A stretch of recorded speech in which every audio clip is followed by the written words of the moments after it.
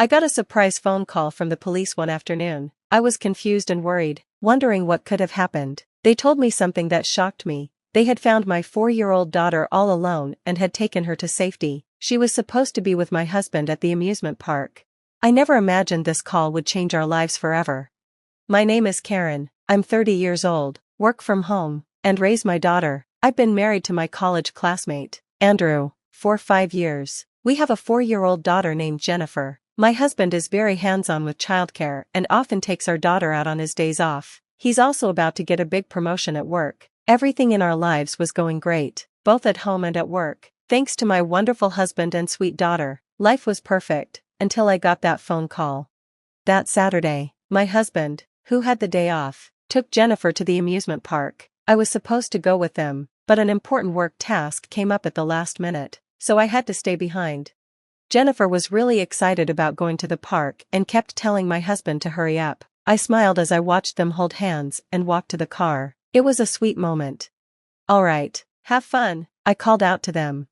I felt good that day, thinking it was going to be a productive one. After a little stretch, I went to my home office to get some work done. 2 hours later, as I was about to take a short break, my phone rang. I thought it might be my husband since it was around lunchtime, but the number was unknown. I answered, and to my shock, it was the police. They said they had found my daughter alone. I couldn't believe it. She was supposed to be at the amusement park with my husband. I thought it might be a prank, so I called him to check. "Hey, I need to ask you something," I said. "Sure, what's up?" he replied. "Where are you and Jennifer right now?" I asked, feeling nervous. "We're at the amusement park," he answered casually. "But the police just called me and said they found Jennifer alone." "What's going on?" I asked, my heart racing. My husband seemed surprised. "She's right here next to me, laughing," he said, sounding a bit worried. "Well, as long as you're together, that's fine," I said, trying to calm down. "I guess it was just a prank call. Can you put Jennifer on the phone?" I was tired from working and just wanted to hear my daughter's voice. "No, she says she's too embarrassed," my husband replied. I was confused. Our daughter loved calling us when we were out, and she always played phone games. There's no way she'd be embarrassed. My trust in my husband started to waver after his strange words. I thought, "Are you sure? That doesn't sound like something Jennifer would say." "Maybe Jennifer is tired too. Can we drop it now?" he replied quickly, almost like he wanted to end the conversation. But something felt off. As I listened, I realized it was too quiet on his end. No laughter, no sound of the amusement park rides. It was eerily silent. He said they were at the park, but was that really true? "I'll see you at home," I said, and he hung up. I couldn't shake the feeling that something was wrong. Doubting what my husband said and feeling uneasy about the silence, I decided to check something. I remembered the GPS on my daughter's phone, something I had completely forgotten about in my confusion with the police call. I checked the GPS. It showed they were at the amusement park, where my husband and daughter were supposed to be, but why had the police called me?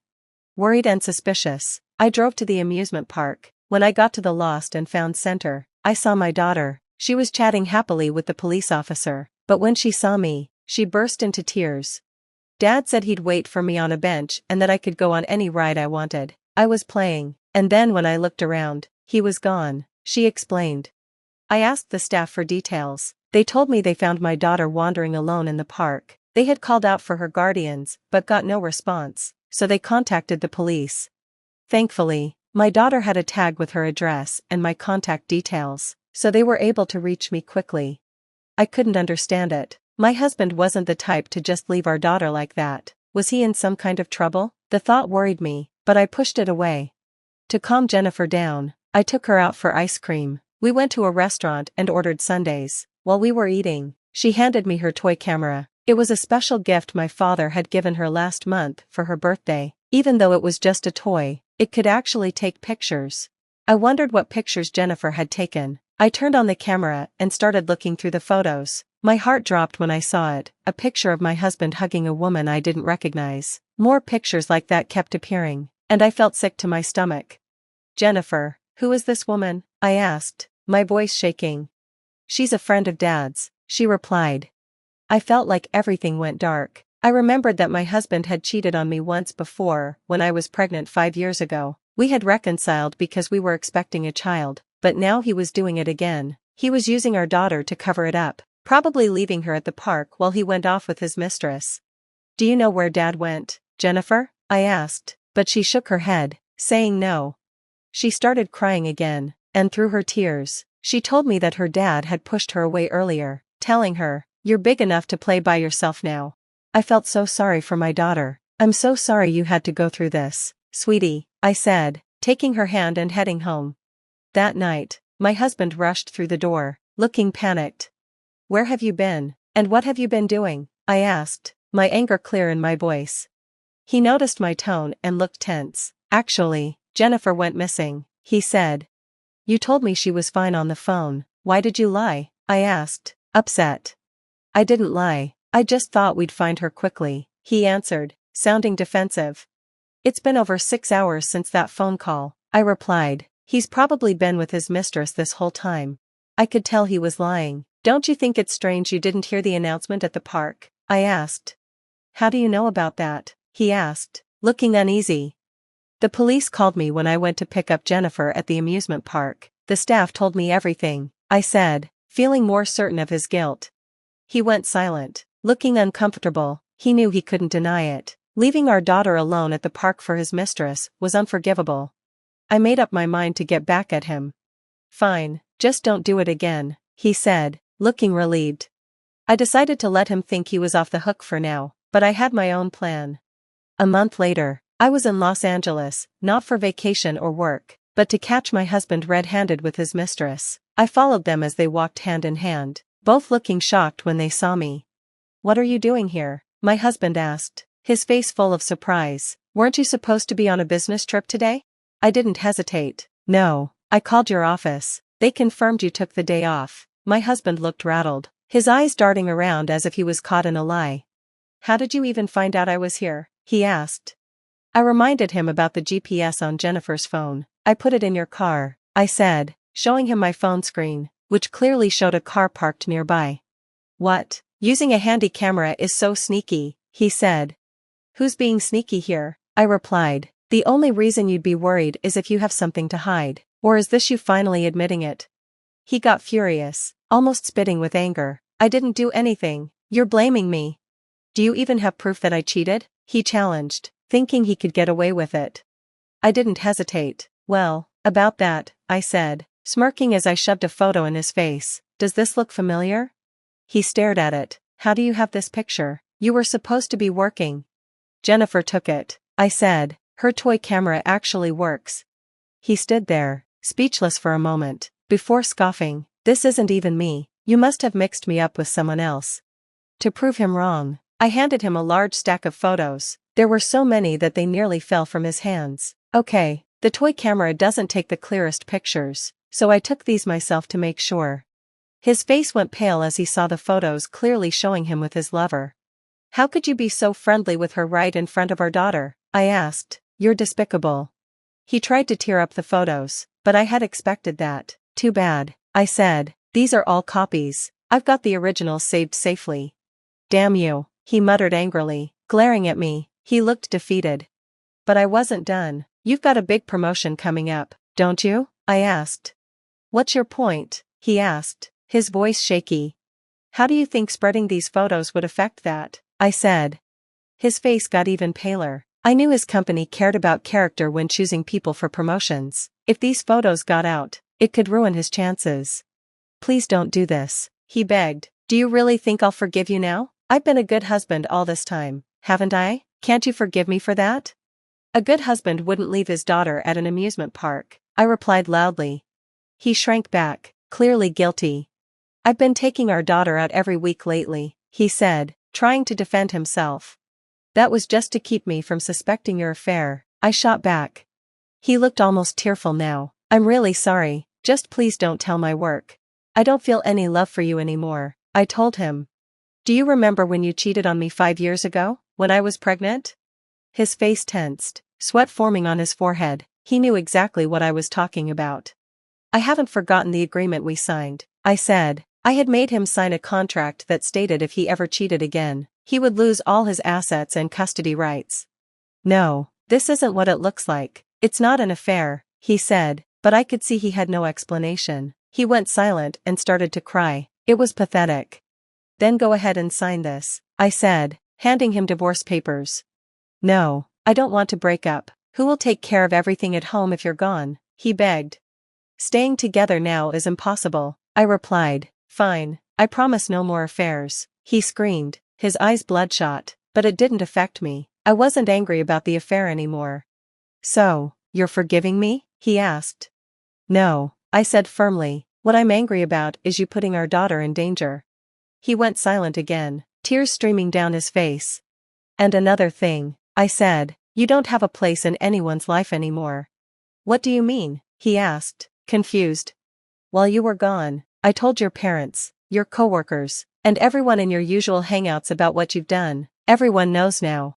Hearing this, my husband buried his face in his hands, full of despair. I couldn't even look at him anymore. I don't want to see your face, so make sure you fill out those papers, I said coldly. He looked up at me, his face covered in tears and snot. Like a child, I left him there and walked away. A month later, the news about his affair reached his company, and they revoked his promotion because of the agreement we had signed. He lost his assets, had to pay $220,000 in damages, and $400 a month in child support. He was struggling to make ends meet. He had to change jobs to one with a terrible work environment just to earn a higher salary. Now, he works nonstop. As for me, I moved back to my parents' house with our daughter and am doing my best as a single mom. Next year, my daughter will start preschool, and I look forward to seeing her grow. When Walter and I visited my husband's parents, his mom came to pick us up from the airport. She said I couldn't ride in the car, so I had to walk home. I felt really upset about this, especially because it's a long 3-hour walk, even though I'm strong. I was almost in tears, but thankfully someone helped me out. In the end, it was my mother-in-law who felt sorry for what she did. My name is Jennifer, and I'm 30 years old. I met my husband Walter when we were both in college. We love mountain climbing. Walter is 2 years younger than me, and he's really good-looking and popular. When he asked me out, I couldn't believe it, but he says he likes how I tackle challenges without complaining. Walter has a good job at a big company and earns a lot of money. We've been happily married since college, but there's something that bothers me. During dinner, Walter always gets calls from his mom and leaves to talk to her in his room. Walter's mom calls him often, about once every 2 days. She really loves her son, and Walter is very sweet to her, which makes me wonder if he's too attached to his mom. But since she raised him well, I feel like I should respect her too. However, it seems like our feelings toward each other are different. It started before we got married when we went to visit my husband's parents. Walter's mom didn't seem happy when she found out I'm 2 years older than him and almost 30. She seemed unhappy throughout our visit, but Walter's dad didn't mind. He said age doesn't matter and that I seem like a reliable person who's perfect for Walter, who has his weaker moments. But that made Walter's mom even more upset. Walter's mom didn't want to argue with his dad directly, so she decided to make things difficult for me without him noticing.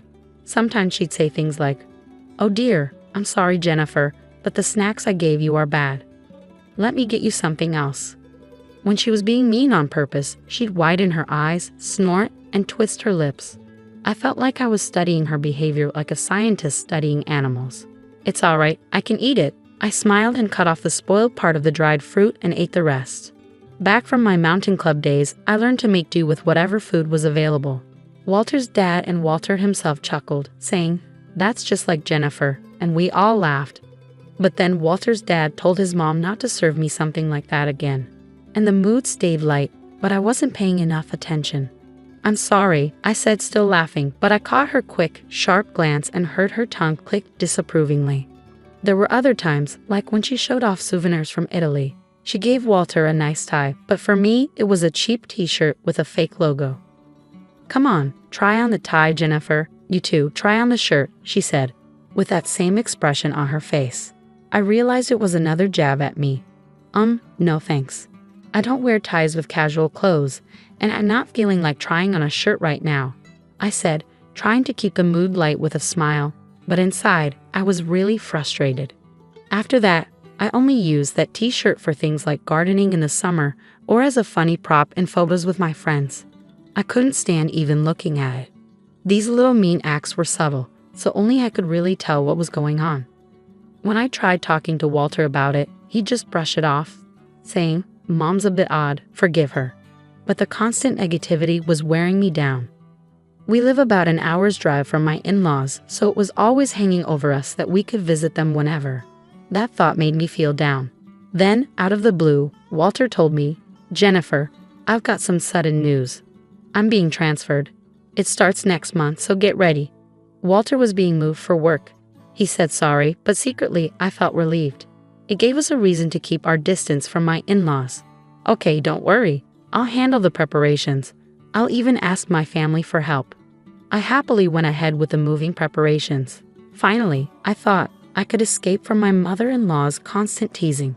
Although I was nervous about starting a new life, most of my excitement came from the thought of getting away from her. Once the move was done, I hoped I could put some distance between us, but then the phone rang. It was my mother-in-law, asking where I'd been and hinting that I might be ignoring her son to spend time with my own parents. I wanted to let out a big sigh, but I stayed calm and explained that I was just busy at the store and wanted to make sure Walter had good meals in our new home. Her calls started coming more often, every 2 days. Even though we were seeing each other less, we were talking more. But most of the time, it was just her making little digs at me. She'd say things like, "My son is sensitive." I wonder if someone as tough as Jennifer can understand him. His high school girlfriend was so delicate, but now his tastes have changed, haven't they? It was always stuff meant to make me feel uncomfortable. It seems like Walter's mom doesn't have another way to deal with her stress. And unfortunately, I became the target for it. It felt like I was just a dumping ground for her frustrations.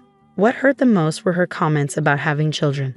She'd say things like, "Jennifer, you're already 30. Can you even have a normal child being older than my son?" It was shocking to hear such outdated and hurtful remarks, especially since I'd been worrying about that myself lately.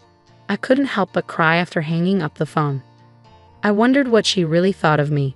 Did she believe that her words wouldn't hurt me? As I kept giving neutral answers to avoid confrontation, maybe she got bored of trying to bully me, and the calls started to decrease. It was a huge relief for me. Then, on New Year's Day the next year, my husband and I went to visit my in-laws. They were picking us up from the airport. Walter's dad greeted us warmly, which was a relief because I was really anxious about seeing his mom. His friendliness made me feel better. We exchanged New Year's greetings, and despite my worries, it seemed like things might be okay. We exchanged New Year's greetings, but my mother-in-law didn't even glance at me. Maybe she was upset about my distant response to her constant calls. Our relationship was strained, and I was trying to figure out how to handle it. "Were you tired from the trip? How about we grab a coffee at the airport cafe?" Walter's dad suggested, oblivious to the tension between his wife and me. "Sounds good. Isn't there a cafe on the second floor?" Walter replied cheerfully, and we made our way to a cafe inside the airport. "Should I drive us home?" Walter offered. "No, I'm still comfortable driving," his mother replied curtly. While the men chatted away, my mother-in-law and I sat in silence. "Excuse me, I need to use the restroom," I said after placing my order, and I stood up from the table. "Oh, I think I'll go too," my mother-in-law said, getting up to follow me. I had a sinking feeling about this. As we approached the entrance to the women's restroom, my mother-in-law, walking behind me, suddenly said, "Since you can't ride in the car, why don't you just walk back?"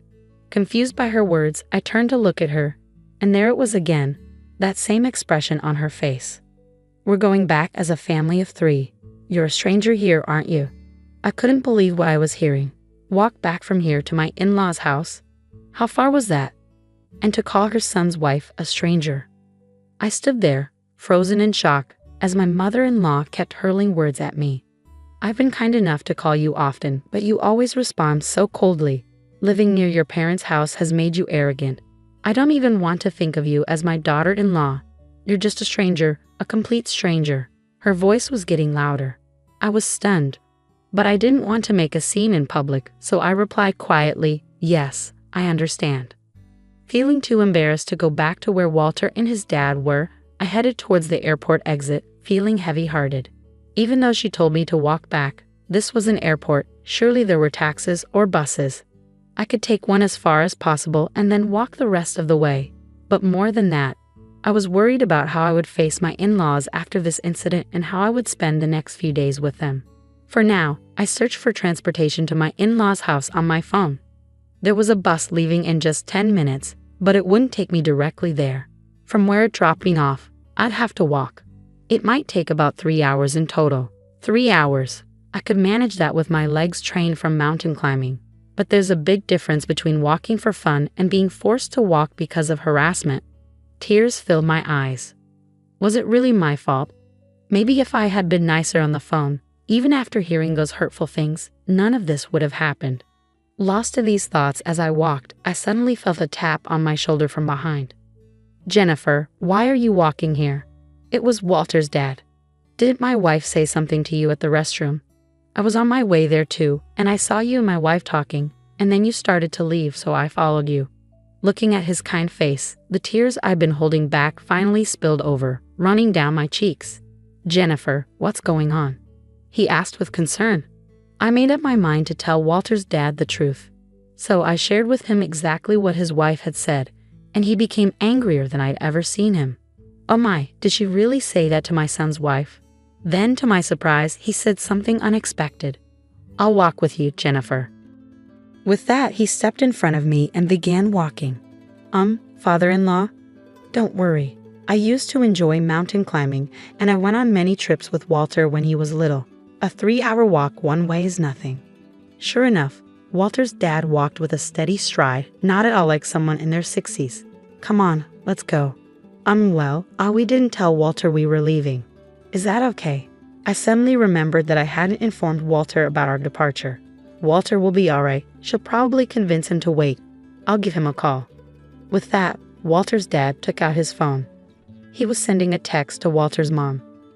He let her know that he was walking back with me and that the car keys were in his bag. While we waited for the bus, Walter's dad's phone rang. He answered, and I could tell from his tone that he was trying to control his anger. It must have been Walter's mom on the other end. "I heard what you said to Jennifer. If you're going to talk like that, then I won't ride in the car either." I could hear Walter's mom's panicked voice shouting from the other end. "That's not true. She said she wanted to walk for exercise." I was more bewildered than anything.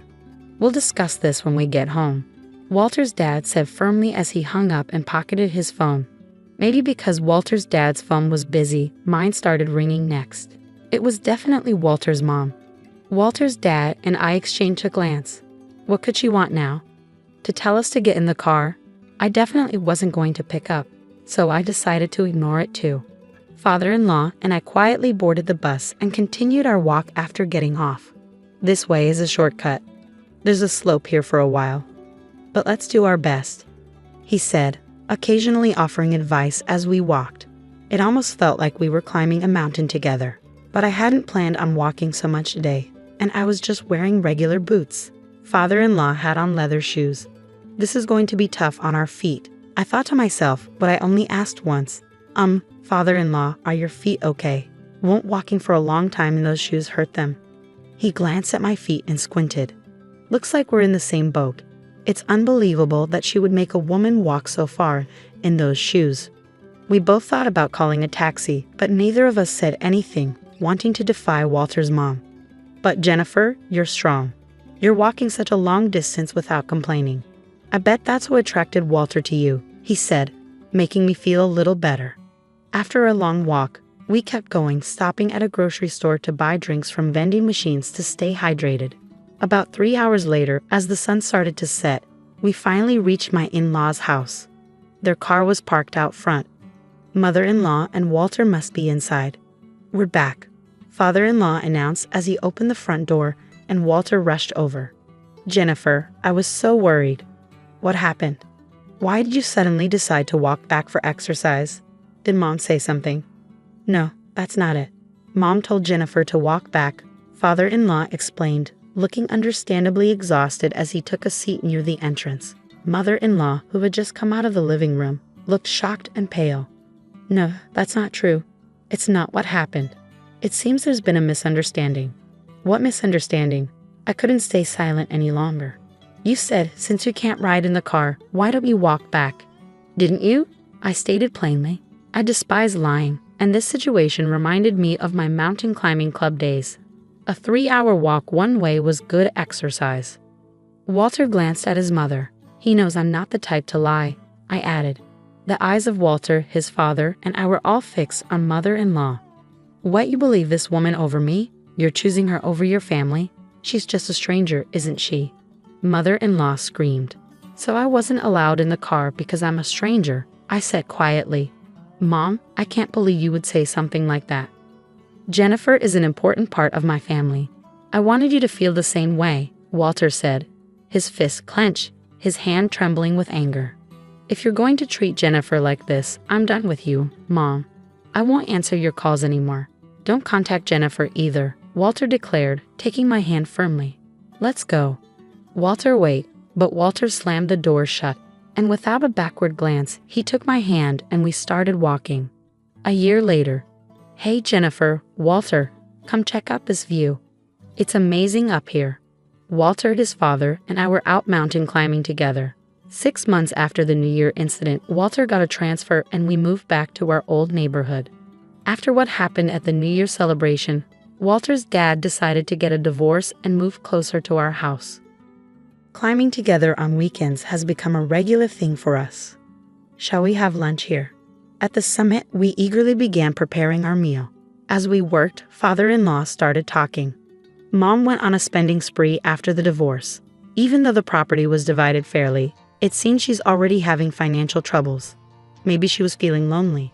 The divorce was tough, with lots of crying and screaming. Maybe it's best for both of us to have some distance now. She needs to expand her world too. Otherwise, she's the type to take out her stress on those close to her.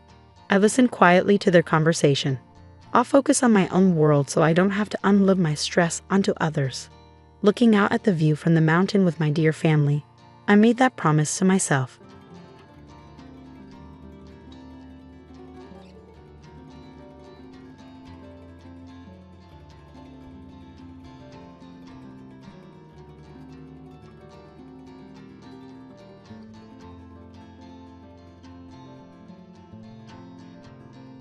You're not needed anymore, so please go. Why would you say that after everything we've been through? This house is enough. I'm going to live here with my daughter and the others. I worked hard for 15 years to save up and buy this place. I chose a big condo so we could all live together because she wanted to move in. But then my husband stepped in. Why are you surprised? Your job here is done. Thanks for everything up to now. Are you serious? I looked straight at my husband, trying hard to stay calm despite my mixed feelings. Of course, if you don't want to leave, we can get a divorce. Do it quickly. Hearing this, I made up my mind. My husband is unemployed and doesn't understand what would happen if we divorced now.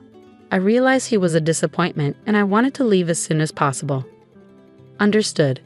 If that's how it is, I'll leave. Leave right now, okay? I'd be so happy not to see your face again. They both gave me the ugliest smiles I had ever seen. There was no need to hold back against a husband and mother-in-law like this. I wanted them to feel the consequences immediately, so I sold the high-rise condo right away. My name is Sandra, and I turned 39 this year. I've been married to Robert for 4 years. We used to work at the same company, but we weren't that close. Then 4 years ago, something changed. Huh? Sandra? Robert, is that you? Long time no see. What are you doing here? Actually, I quit my job today. What? Why? I quit because it was finally time to chase a dream I've always had. You know I've been drawing cartoons for a while, right? I finally made my debut. Seriously? That's amazing. Show me sometime. Back then, I didn't have any special feelings for him, but I was happy he praised me. Later, I found out that after quitting the company, Robert started his own business. The last time we saw each other was in our 20s, and at that time, things were going well for me at work. If you're okay with it, why don't we date? That's sudden, isn't it? I think we're really compatible. Robert's confession surprised me, but it didn't feel bad. I was about to turn 35 and thinking about marriage too. But I'm at the age where I want to get married.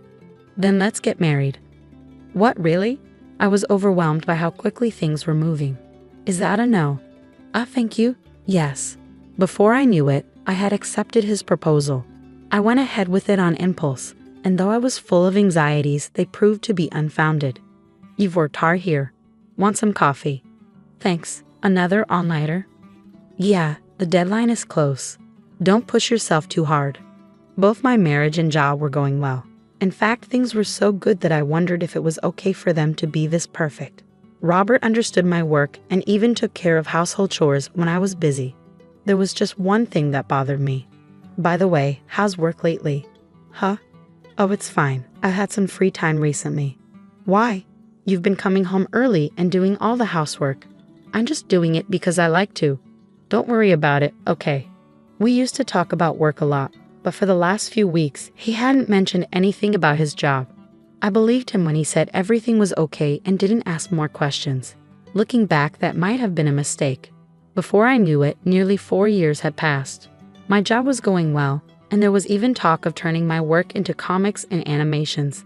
Then, I started wanting to have our own home. I've been thinking about getting our own place. What do you think? A house? That sounds great. Oh, but is something wrong? Robert looked down with a regretful expression. I prepared myself, sensing something unpleasant was coming.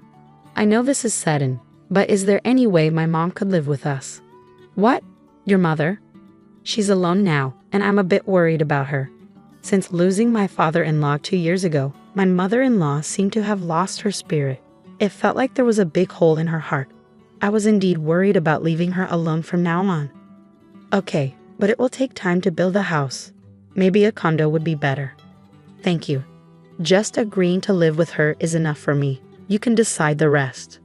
Then that's what we'll do. So in between work, I visited various condos since we were going to live together. I wanted something spacious and comfortable. I had savings from 15 years of frugal living. A month after starting the search for a condo, I signed the contract. Today, really? What kind is it? This one. I showed my husband the brochure for the condo I had chosen.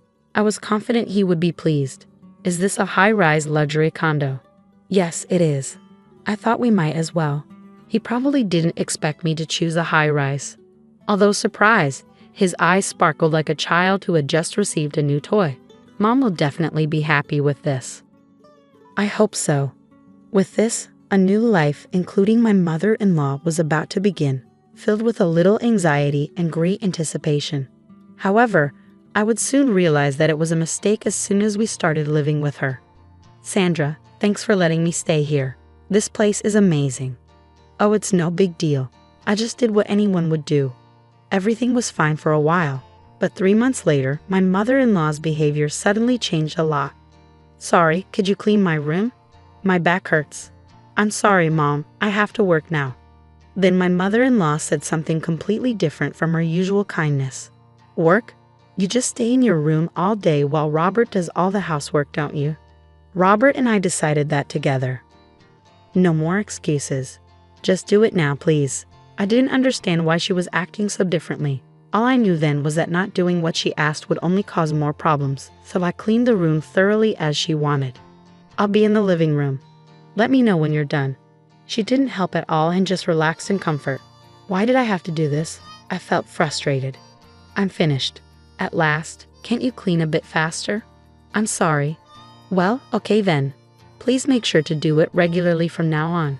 In the end, my mother-in-law went back to her room without thanking me. I was angry at her demanding attitude, but I kept quiet, fearing more complaints if I resisted. I told my husband about it. My mom? Why would she do that? I'll talk to her. Really? I find it hard to talk back to her. Don't worry, I'll handle it. His reassurance made me feel better. True enough, from the next day onwards, my mother-in-law stopped being so harsh with me. I thought I could now concentrate on work as usual until a week later when I returned home from a meeting. I'm back. When I walked in, I noticed unfamiliar shoes by the door. As I approached the living room, I overheard voices. Hey, where's Sandra today? Oh, she's at a meeting. It's amazing though. She's become a successful cartoon artist at her age. Yeah, it's impressive. Why do you sound so proud? It was Robert's sister, Christina, who was visiting. Just as I was about to enter the room, I heard more of their conversation. By the way, Mom, you've been quieter lately. Oh yes, it's more amusing to knock her down when she feels secure, isn't it? And Robert, you agree, right? Well, if she can't work anymore, it would be a problem, right? Sandra is the one bringing in money for us after all. Oh, right. I stood there, stunned not only by what was said, but by the realization that my husband and mother-in-law were plotting something together. From then on, life became unbearable. Did you discuss that thing? About work? I didn't think it needed to be brought up. You always do this. What? What are you talking about? Christina asked innocently, clearly unaware of the conversation's subject. I was also clueless and eager to hear Robert's explanation. Well, it couldn't be helped. Actually, the company I was running went bankrupt shortly after we got married. What? You never mentioned that. That's terrible, Christina exclaimed. I've been through a lot, but I was lucky. I never expected that when I suggested living with Mom, Sandra would opt for such an upscale condo. When Robert admitted this to me, instead of surprise, I felt a surge of anger because I realized I had been deceived. Knowing he had hidden this and acted normal made me feel sick to my stomach. At that moment, I regretted everything deeply. If only I hadn't ignored the signs of change in my husband. But I couldn't dwell on regrets forever, and I started considering when to leave. Maybe it's time, Robert remarked. Time for what? Christina asked. Well, that's for another time, Robert replied casually. Unable to listen any longer, I burst through the door. They were shocked, clearly not expecting me to return. What's going on? I demanded. Seeing my husband and mother-in-law flustered, I almost laughed but held it back. You startled me. If you were back, you should have said something, Robert stammered. I did say I'm home, but maybe you were too caught up in your conversation. I retorted. Well, never mind. Sandra, come sit here. Let's have some coffee together. Yes, thank you, I replied politely, then engaged in meaningless conversation. It felt like it had been ages since I'd endured such dullness. After about an hour, Christina announced she was leaving. I should head home now. You could stay a bit longer. I'd like to, but I have plans after this. Well, if that's the case, I understand. Let me walk you out part of the way. Christina probably sensed my feelings towards Robert and his mother. Maybe that's why she wanted to get away from the situation. As Christina was leaving, I stopped her. Thanks for coming today. Did you have a good time? Yes, Christina replied nervously, as if fearing criticism. Seeing her uneasy expression, I decided it was best to give her a heads up. I wanted to tell you something, Christina. You shouldn't trust them too much. What do you mean? About what we talked about earlier? Christina's expression turned pale as she seemed to grasp that my husband and mother-in-law were the ones I was warning her about. I understand. See you around. From then on, as far as I know, Christina never visited us again. My mind was consumed with thoughts of how to exact revenge on them. One day, as part of my routine, I checked the mailbox and found a letter addressed to Robert. The moment I saw it, I couldn't help but laugh, thinking it might be useful. I'm heading to work. Have a good day. How insincere. Curious about where he was really going, I decided to follow him. I had observed as he idled in a park for a while before heading to a casino. I took photos to have evidence for later use. He was unemployed and yet engaged in activities like this. Who made this awful meal? My mother-in-law's criticism had started again, likely sparked by our earlier conversation. I had been pondering ways to retaliate against her. I made it. Since Robert doesn't cook and no one else could have, it had to be me. How dare you serve something like this? You didn't put poison in it, did you? Clean this up.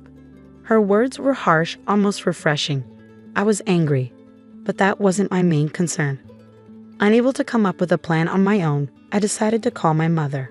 I was nervous about her reaction, but getting back at my husband and mother-in-law was more important. Hello, Mom. You sound upset. What's wrong? Actually, I proceeded to tell my mother everything that had been happening. I had expected her to be critical, but instead she was sympathetic. So that's what's been going on. You've been through a lot. Her words brought tears to my eyes. But what should I do now? From what you've told me, the condo is in your name, right? Yes, but... And it seems they both like living there. Why not just sell it? Sell it? The idea hadn't occurred to me. My mother's suggestion struck a chord. I started imagining how my husband and mother-in-law would react to losing their home. Life would certainly become challenging for my unemployed husband and mother-in-law.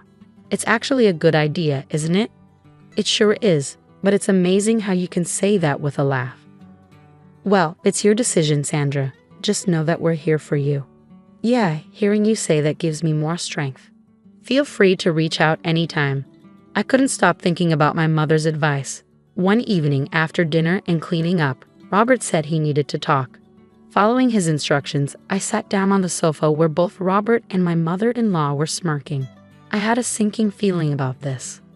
So what's this talk about? I asked cautiously. My mother-in-law began, "You're no longer needed here, so please leave." Why would you say that after everything? This house is. She interrupted me sharply, ignoring my frustration. Enough. I'm going to live here with Christina and the others. Why with Christina and the others? I asked, recalling the conversation they had at home that day. It seemed this was the fun they had planned. Robert then added, "Why the surprised look? Your role here is finished. Thanks for everything up to now." Are you serious? I stared directly at him, my emotions overwhelming me. Fine, if you want me to leave, we can get divorced. Let's get it over with. Upon hearing my words, I made my decision. Robert, being unemployed, seemed oblivious to the consequences of divorce. What a disappointment. I wanted to leave that place as soon as possible, and I had prepared for this moment. Fine, if that's how it is, I'll leave. Leave right now? Fine. I'd be thrilled not to see your face again, Robert sneered. They both wore the most sinister smiles I had ever seen. There was no reason to hold back anymore against such a husband and mother-in-law. I wanted to make them feel the consequences right away. Packing only the essentials, I walked out of the house. They watched me leave, but I felt no sadness or regret. Since we're getting divorced anyway, you handle the divorce papers. I'm not worried about this condo. You can take care of it, I said calmly. Without waiting for their response, I walked away without looking back. They could say whatever they wanted. For now, I decided to return to my parents' home. I'm on my way home. So, you've made your decision? Yes, I might be a bit of a burden for a while. Your father and I are here for you. Take your time coming back. At home, my parents welcomed me with unchanged warmth. Seeing their faces, I felt a profound sense of relief. Welcome back. I'm home.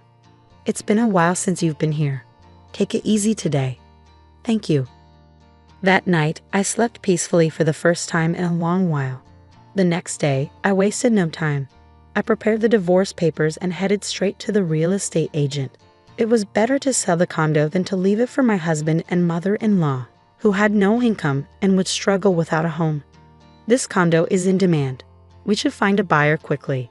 That's good to hear. Please take care of it. Consider it done. A month later, the real estate agent informed me that a buyer was interested in the condo. My ex-husband and mother-in-law were still living there, and during that month, I had successfully finalized the divorce. They were now strangers to me, and I eagerly anticipated meeting these two oblivious individuals. The potential buyer wants to view the property soon. Got it. Can I be there for the showing? That would be very helpful. Please join us. The day of the showing finally arrived. As I opened the front door, Robert burst out. Hey, who let you in? Who are you people? Apparently he hadn't noticed me, so I stepped forward. Long time no see. Huh? Why are you here? Funny you should ask. After all, this condo is in my name. What? It seemed he hadn't understood the situation yet. Don't you get it?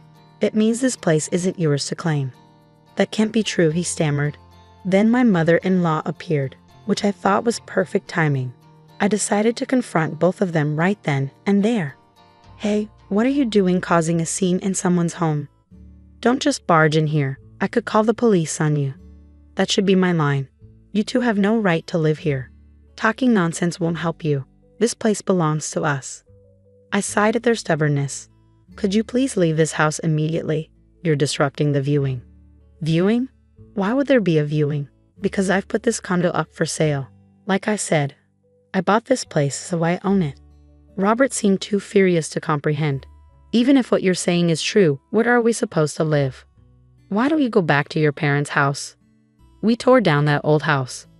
Oh, that's unfortunate. Stop joking. Robert tried to grab me. Fortunately, I dodged quickly, and he stumbled and fell dramatically. Everyone except my mother-in-law burst into laughter at his fall. If you don't want me to call the police for trespassing, please leave. You're in the way. I looked down at him as I spoke. When I saw his face, he looked like he was on the verge of tears, finally understanding the situation. He then knelt down and begged, but nothing he could do would change my mind. We were wrong. Please forgive us. Mom apologized to her too. Why should I? Apologizing won't change anything now. Can you just disappear from my sight? I won't ask again. With that, Robert, dragging his mother by the hand, fled like a defeated animal. Watching them leave like that brought an unexpected sense of relief. The viewing proceeded smoothly and the sale was finalized. I informed them both they needed to remove any remaining belongings from the condo. That was my final act of leniency. Later, I received a call from Christina. What's going on, Christina? It's about my mom and what happened. Curious about their situation, since I hadn't kept track of them, I listened attentively. It seems they're living in a tiny one-room apartment now. See, I warned you not to trust them. I've definitely learned that lesson from this experience. It turned out Christina had taken my advice and refused any further involvement with them, which is why she wasn't present during the viewing.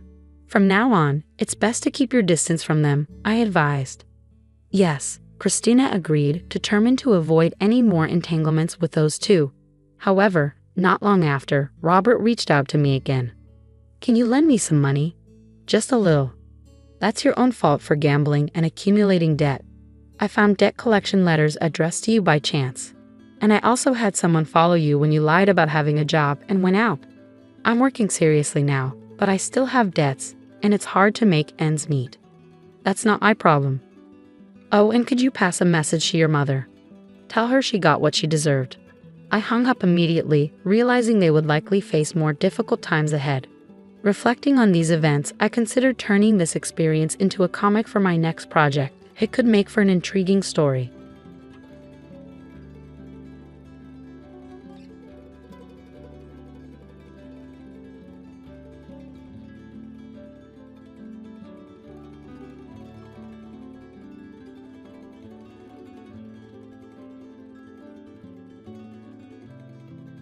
Hello everyone, I'm Betty. I want to share a significant chapter of my life that involved intense challenges with my in-laws and my husband while navigating a divorce.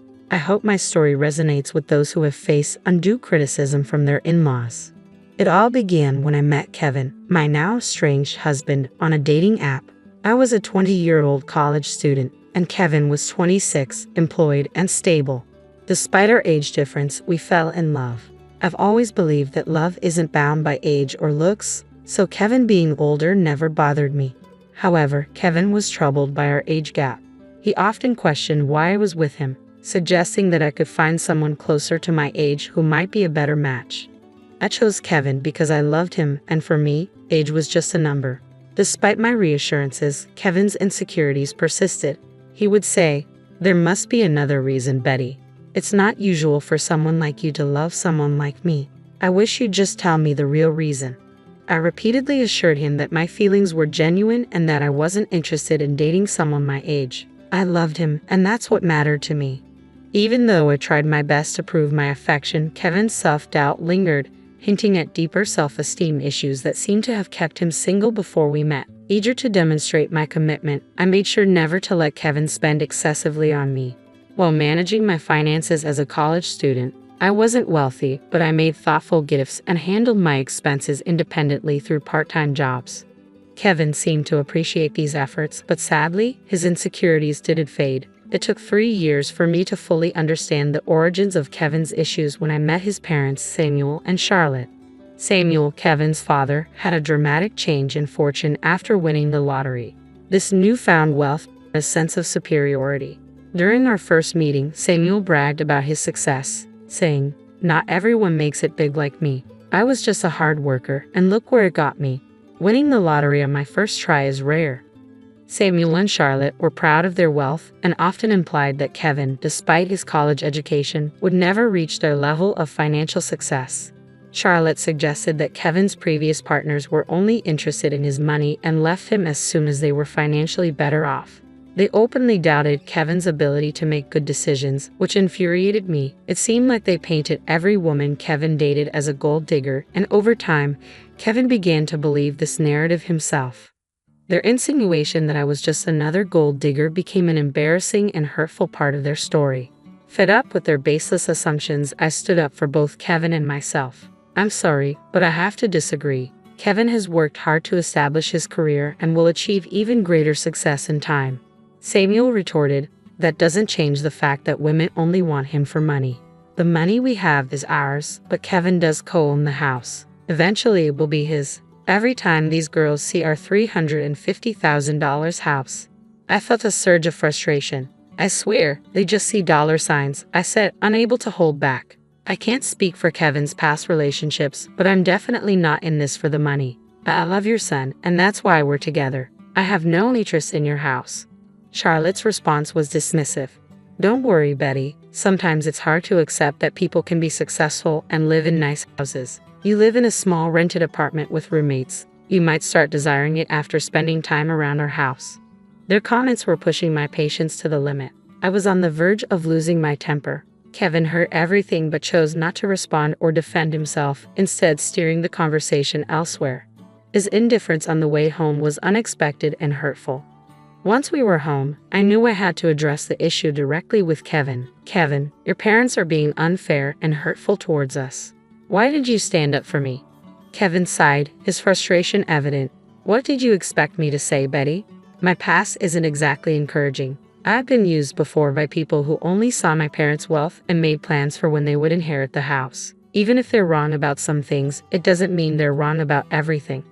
The words stung. Even if those women were after your money, that doesn't mean I am. It hurts that you stayed silent while your family insulted me. Kevin looked conflicted. You know my family is wealthy now, and maybe they have a point. I'm not accusing you of having bad intentions, but I can see why it might look questionable to others. You don't have parents, and because of that, you might seem more reliant on my inheritance. His words were almost too much to bear. What you're suggesting is absurd. Kevin, I've never pressured you to spend on me. Not having an inheritance doesn't make me a gold digger. But Kevin remained stubborn, unwilling to see my perspective. I love you, and that's what matters, Kevin said, dismissing any need for further discussion. While some might have found comfort in his declaration of love, I couldn't shake the feeling that he still harbored doubts about my intentions. I tried repeatedly to address the issue, even suggesting therapy to help him see things more clearly, but he refused, insisting there was nothing wrong. As time went on, I began to distance myself from his family. We got engaged right after I graduated from college, and I secured a decent job that allowed me to start saving for our wedding. We shared the wedding expenses equally and married when I was 23. However, the next 4 years of our marriage were rocky. Kevin frequently visited his parents and returned increasingly distant and upset. I knew Samuel and Charlotte continued to poison his mind, still branding me as a gold digger despite my pleas for him to reduce contact with them. Kevin persisted in seeing his parents often, and their negative influence began to deeply affect his view of our relationship. They convinced him that no one could truly love him for who he was. Despite my unwavering love over the years, Kevin's suspicion toward me never seemed to ease. The constant need to prove my sincerity became increasingly exhausting. The moment that truly tested us came on Kevin's birthday. Preferring a low-key celebration, we decided on a small cake party at our home, hoping to make his day special. I surprised Kevin with the expensive watch he had long admired. His excitement was palpable as he unwrapped it, but my heart sank when he suggested we show it off to his parents. Despite my hesitation, I reluctantly agreed. When we arrived, Kevin could hardly contain his enthusiasm. Mom, Dad, look at this beautiful watch Betty got me. I've wanted it for so long. Isn't it stunning? His pride was evident. Charlotte responded with a feigned surprise. Oh, Kevin, it seems she does love you after all. We were quite worried for a while. But Samuel quickly interjected. Don't be fooled, Charlotte. She's a gold digger. She married our son because of our $350,000 house. Let's not ignore the facts. I couldn't contain my frustration. Excuse me, why do you think I married your son for your house? I'd been working and living in an apartment for years. If age was a concern, why would I marry someone older unless I truly loved him? I assure you, I didn't marry Kevin for his money or your house. I married him because I love him. Surely Kevin can confirm that, right? To my astonishment, Kevin remained silent. His reluctance to defend me in front of his accusing parents was deeply unsettling. I felt increasingly isolated as he avoided eye contact, sinking under their harsh assumptions. Pushed to my limit, I confronted him. Kevin, why aren't you saying anything? Your parents have always labeled me a gold digger. How will they ever see the real me if you don't speak up? Why are you so quiet? Tell them they're wrong. Kevin's hesitation was palpable. I don't know what you want me to say, Betty. Maybe my parents aren't completely wrong. There might be a possibility. His words trailed off, but the implication was clear. His doubt and inability to stand by me were more than just misunderstandings. They were a fundamental crack in our relationship, casting a shadow over our love and my place in his life. The birthday celebration quickly soared as I faced accusations. Are you serious right now, Kevin? You believe I married you for your assets? I asked, incredulous. His parents chimed in, their suspicion clear. Oddly enough, you've never talked about buying a house. Renting should be a temporary solution, not a long-term plan. You could never afford something like this on your own, so marrying Kevin and settling here seems more logical. Kevin looked at me with a mix of doubt and confusion. Yeah, Betty, why would you marry me? You might have feelings for me, but I think there's more to it than just love. I was left speechless by their words. All the love and affection I had felt for Kevin seemed to evaporate in an instant. While his parents' skepticism was hurtful, it was Kevin's agreement that cut the deepest. At that moment, I resolved to end our marriage. I didn't reveal my decision immediately. Instead, I waited for the right moment. Once Kevin and I were back home, I contacted a lawyer and began the divorce process. The lawyer assured me that everything would be prepared within a week. Meanwhile, I moved into a separate room, giving myself some space. Kevin thought I was merely cooling off and had no idea of my intentions. When the divorce papers were ready, I packed my belongings and left. Kevin, clearly distressed, called me in a panic. I told him to meet me at a specific address and to bring his parents. Despite his confusion, he complied. When they arrived, I was waiting on the porch of a stunning house. Their expressions shifted to surprise as they took in the scene. You must be wondering why I brought you here, I said, gesturing to the luxurious surroundings. It's a beautiful house, isn't it? No one can compare their home to this one. It's worth around $3 million in today's market. Quite expensive, right? The dramatic setting was my way of showing them that their accusations and suspicions were unfounded. I wasn't the person they thought I was, and I needed to make that clear in the most unforgettable way. But it's worth every penny, I continued, pointing to the lavish interior and furniture worth millions. What is this place, Betty? I don't understand why you have access to such a house, Kevin asked, puzzled. Why don't you all come in so we can talk properly? I suggested, brushing off their astonishment as I led them inside. Their eyes widened in awe at the opulent decor that greeted us. The owners had spared no expense in furnishing the home. As we settled into the plush sofas, I took a deep breath, ready to address the elephant in the room. I've made a decision, and that's why we're here, I said, handing Kevin the divorce papers. We can proceed with an uncontested divorce if you agree. Kevin's voice was a mix of confusion and concern. I don't understand. Why are you filing for divorce? It's simple, I replied, my voice steady despite the storm of emotions inside me. You and your parents think I'm a gold digger. You believe I married you for your house and your money. Despite everything I've said, you've refused to listen. It's better for everyone if I leave, sparing you from what you deem my gold-digging tendencies. Kevin's face showed disbelief. You're considering divorce just because my parents spoke what they believed to be the truth. That's ridiculous. I think it's for the best, I replied firmly. His mother, watching the exchange with an unreadable expression, chimed in. If she's so adamant, you should just sign the papers, Kevin. At least you can find someone who truly loves you. Kevin's suspicion grew. Why did you bring us to this house, Betty? Do you expect me to buy this for you as part of our divorce settlement? Why would I need you to buy this house, Kevin? It's already mine, I answered calmly, watching their shock and disbelief unfold. They looked at me as if I were joking. How on earth can you afford a house like this? You're renting, and your job isn't enough to cover something like this. Stop lying to us, Kevin's father demanded, his tone sharp with suspicion. Their disbelief was palpable, but I was ready to prove my independence and financial capability once and for all. I'm not lying, I asserted firmly, meeting their incredulous looks. Kevin, remember? When I mentioned that my parents had left me an inheritance, I explained that this house was part of it. It's held in a trust for now, but I will officially inherit it when I turn 31. I don't need to work a high-paying job because I have a trust fund waiting for me." "That's impossible," Kevin interjected, his confusion palpable. "Your parents passed away a long time ago. They should have given you the house earlier." "My parents anticipated potential exploitation," I explained. "They instructed me never to disclose the house or the trust fund. They wanted to protect me from people who might try to take advantage, so they put everything in a trust until I was older." Kevin's mother was astonished. "Oh my God, Betty, you should have told us about your wealth. We had no idea you owned such a sizable house. We could all live very comfortably here." "Yeah, you should have shared that sooner," Kevin added, looking relieved but somewhat embarrassed. "We thought you were after our house. We could have avoided all the misunderstandings."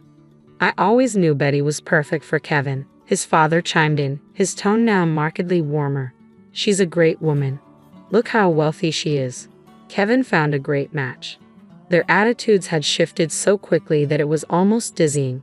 Even more bizarre was how they seemed to forget about the divorce papers I had brought. I pulled them out, signed them, and said, "Here's my signature for an uncontested divorce. You can just sign these to finalize things. If you want to fight, we can take this to court, but I won't be living with you anymore." "Wait, Betty, listen to me. There's no need to rush this," Kevin pleaded. "You've proven you're not a gold digger. There's no reason for a divorce anymore. We even apologize for the misunderstandings. That should make things better, right?" "Yes, Samuel is right," his mother added, her voice filled with regret. "We're sorry we doubted you." Despite their apologies and sudden change of heart, the clarity of their initial judgments and accusations lingered in my mind. It reinforced my decision to leave a relationship where trust had to be constantly proved rather than freely given. "I don't want your insincere apologies," I said firmly. "For 3 years, you allowed your family to berate me and label me a gold digger. I expected you to defend me, but instead, you sided with them and even accused me of the same. I can't stay with someone who doesn't respect his wife. I'm done, Kevin. We can part ways amicably or involve the courts. The choice is yours." Charlotte and Samuel tried desperately to change my mind, pleading with me to overlook the past, but their lack of genuine remorse only fueled my anger. When I reached my breaking point, I demanded they leave before I called the police. My firm stance intimidated them, and they left without further argument. Over the next few weeks, Kevin and his parents continued to harass me. They begged, pleaded, and even offered bribes to persuade me to stay. Their belief that money could sway my decision only intensified my fury. It was a stark revelation of their persistent view of me as someone motivated by financial gain. Ironically, since Kevin co-owned the house with his parents, I was entitled to half of his share, which only fueled their desperation for reconciliation. Despite their relentless attempts, I remained steadfast in my decision to part ways. I relocated all my belongings to my parents' house, asserting my right to stay there even before officially taking ownership. Kevin and his parents persisted in their attempts to reach me, prompting me to change my phone number to avoid their constant calls. Kevin even attempted to discuss matters at my workplace, but security was informed in advance and asked him to leave. Kevin still hadn't signed the divorce papers, holding out hope for a change in my decision. Nearly a year has passed and the situation remains unresolved, a testament to the complexity and emotional depth of our entangled lives. With less than a year remaining until the legal process is concluded, I've managed quite well on my own, finding both happiness and financial stability. While I've gone on a few dates, I'm not considering anything serious at the moment. According to a cousin of Kevin, his family is now worried about having to pay me my rightful share of the house. The legal fees are mounting, and their savings are insufficient. Kevin is even advocating for selling the house, harboring resentment toward his parents for the upheaval they've caused in his life. At this point, I simply don't care about their dilemmas. My only goal is to be free from that toxic family and move on with my life, leaving the chaos and negativity behind.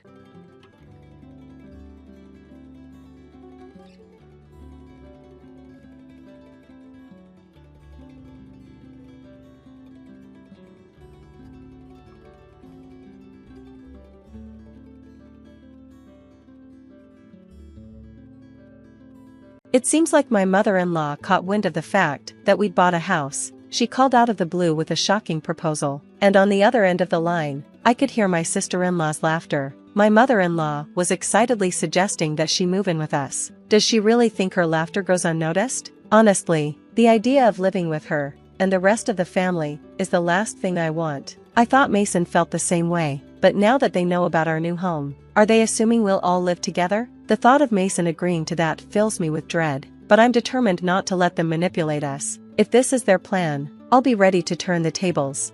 Reflecting on my past challenges, I'm not backing down. I am Nancy Deborah, 32 years old, and I work for a major financial corporation. Mason and I married 4 years ago, and we haven't started a family yet, not because we don't want to, but for specific reasons we both take seriously. We've agreed to focus on our careers first, striving for progress every day, and once we've established our professional lives, we'll begin building a stable environment for our future children. When the time is right, we'll revisit the idea of expanding our family.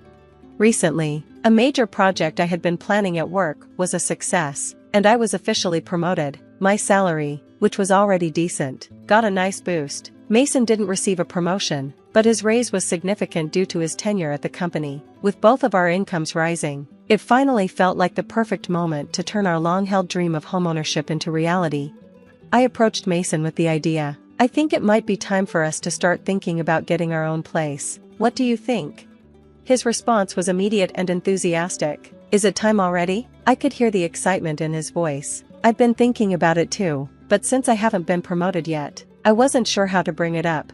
Don't worry about that, I reassured him. It's not like only one of us needs to be earning. I was thinking we could put the house in my name, since I'm earning more now. Really? He asked, surprised. Well, if you're okay with it, then yes, let's do it in your name.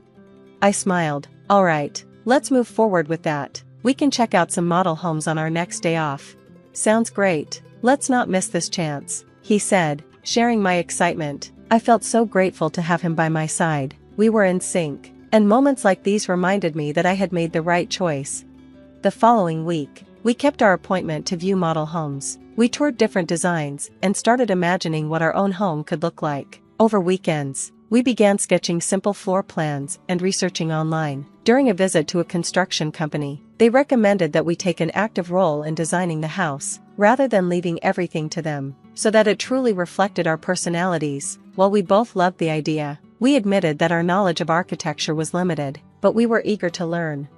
As we continued balancing this project with our work, we made steady progress. But then, just as we were getting into the rhythm of it, the doorbell rang. Thinking it was just a delivery, I opened the door, only to find my mother-in-law standing there. Mom, what brings you here so suddenly? I asked, already bracing myself for whatever surprise she had in store.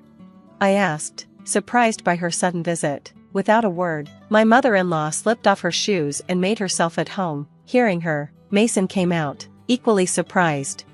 Mom, what's up? He asked. Didn't Nancy tell you? She replied, looking slightly puzzled. I spoke to her about it over the phone a little while ago. Mason turned to me, confused. Maybe Nancy forgot to mention it?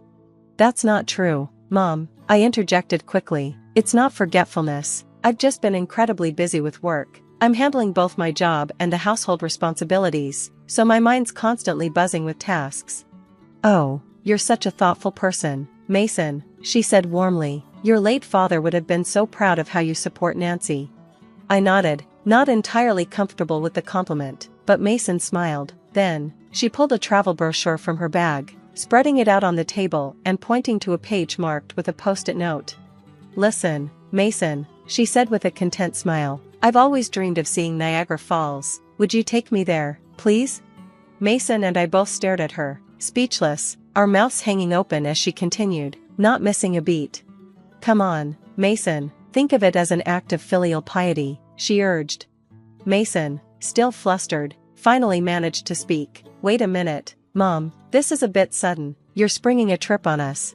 Oh, you could come too, Nancy, she added casually. I was thinking of asking Anna, but if Mason's coming, we could make it a family trip. Anna? Mason asked, confused. What are you talking about? Nancy is here. I can't just take time off work. And it feels weird to finance a trip for you and my sister.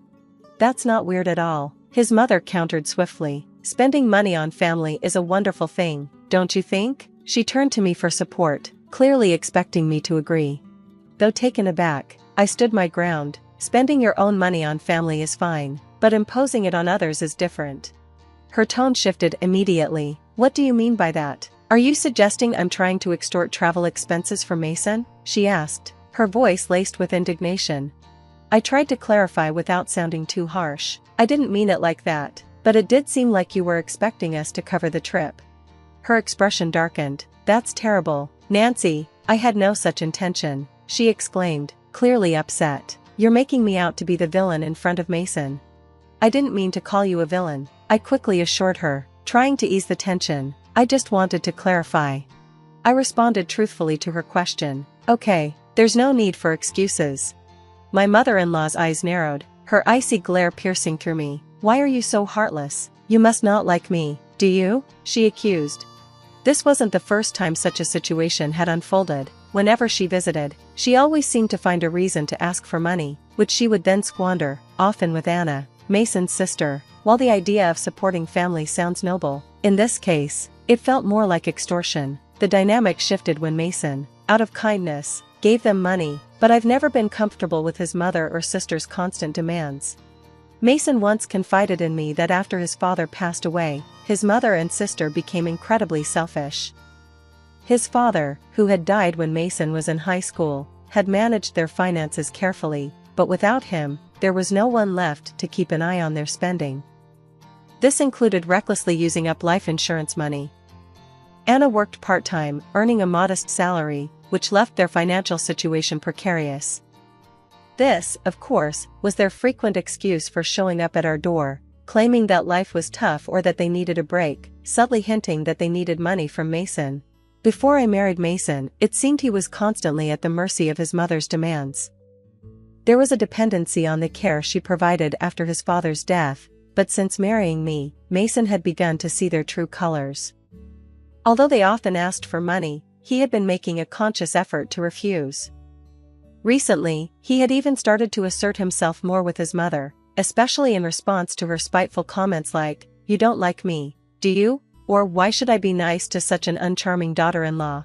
Mason stood his ground. "Just because you're my mother doesn't mean you can speak badly of Nancy." "Didn't she just answer your question honestly?"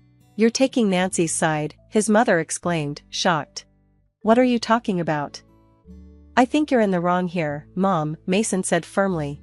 "That's so unfair," she retorted, her voice full of indignation. "Surely Nancy must have poisoned your mind against me." "Poor thing, you were such a kind child before you got married."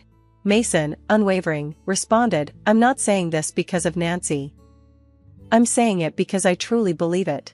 His mother, clearly taken aback by his firm stance, was not used to being contradicted.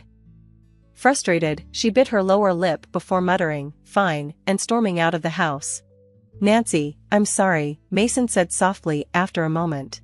"I always make you feel uncomfortable," Mason apologized once his mother had left. "No, it's okay," I reassured him. "Hey, you stood up for us this time." I smiled at him, trying to ease the tension. "Once we build our own home, we'll be further away. Maybe then we can minimize our interactions with your mom and sister." "That would be a relief," Mason agreed, sounding genuinely grateful. The location we were considering for our new house was significantly farther from our current apartment, but that distance would also make our commutes easier. Currently, our apartment was just 4 train stations away from Mason's parents' house, but the new house would be 3 times farther, requiring several transfers. The route was complicated, so unless we gave them the address, it was unlikely they would be able to find it. This move seemed like a perfect opportunity to distance ourselves from the constant, often uncomfortable family interactions. We submitted our floor plan ideas to the construction company, and 3 months later, construction began. About 8 months after that, our $800,000 dream home was completed. We managed to carve out some time from our busy schedules to pack a few days before the move. Then, in the midst of packing, I received a call from my mother-in-law. I put her on speakerphone while I continued to pack. "Hello?" I greeted her. "When are you moving? You bought a house, right?" "I want to live with you," she blurted out, her voice unusually high-pitched and catching me off guard. In the background, I could hear Anna, my sister-in-law, chuckling. "That's great.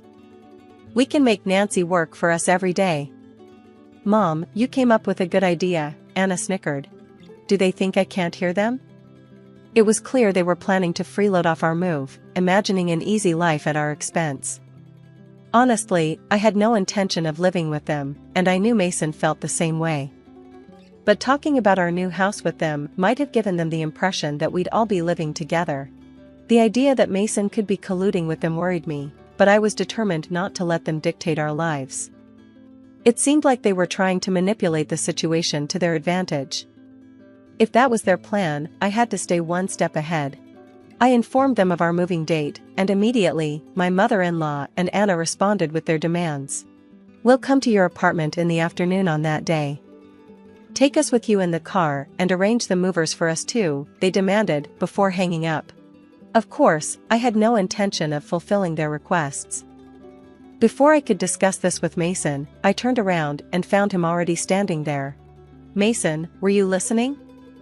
I asked, a bit caught off guard by his presence. I was about to take a break and talk to you about this, he said. Was that Mom on the phone just now? Yes, I replied, a little apprehensive. I was going to talk to you about that too. Why did you tell your mother about our new home? I was taken aback. What do you mean? I asked, surprised. Mason sighed and explained, it's not quite like that.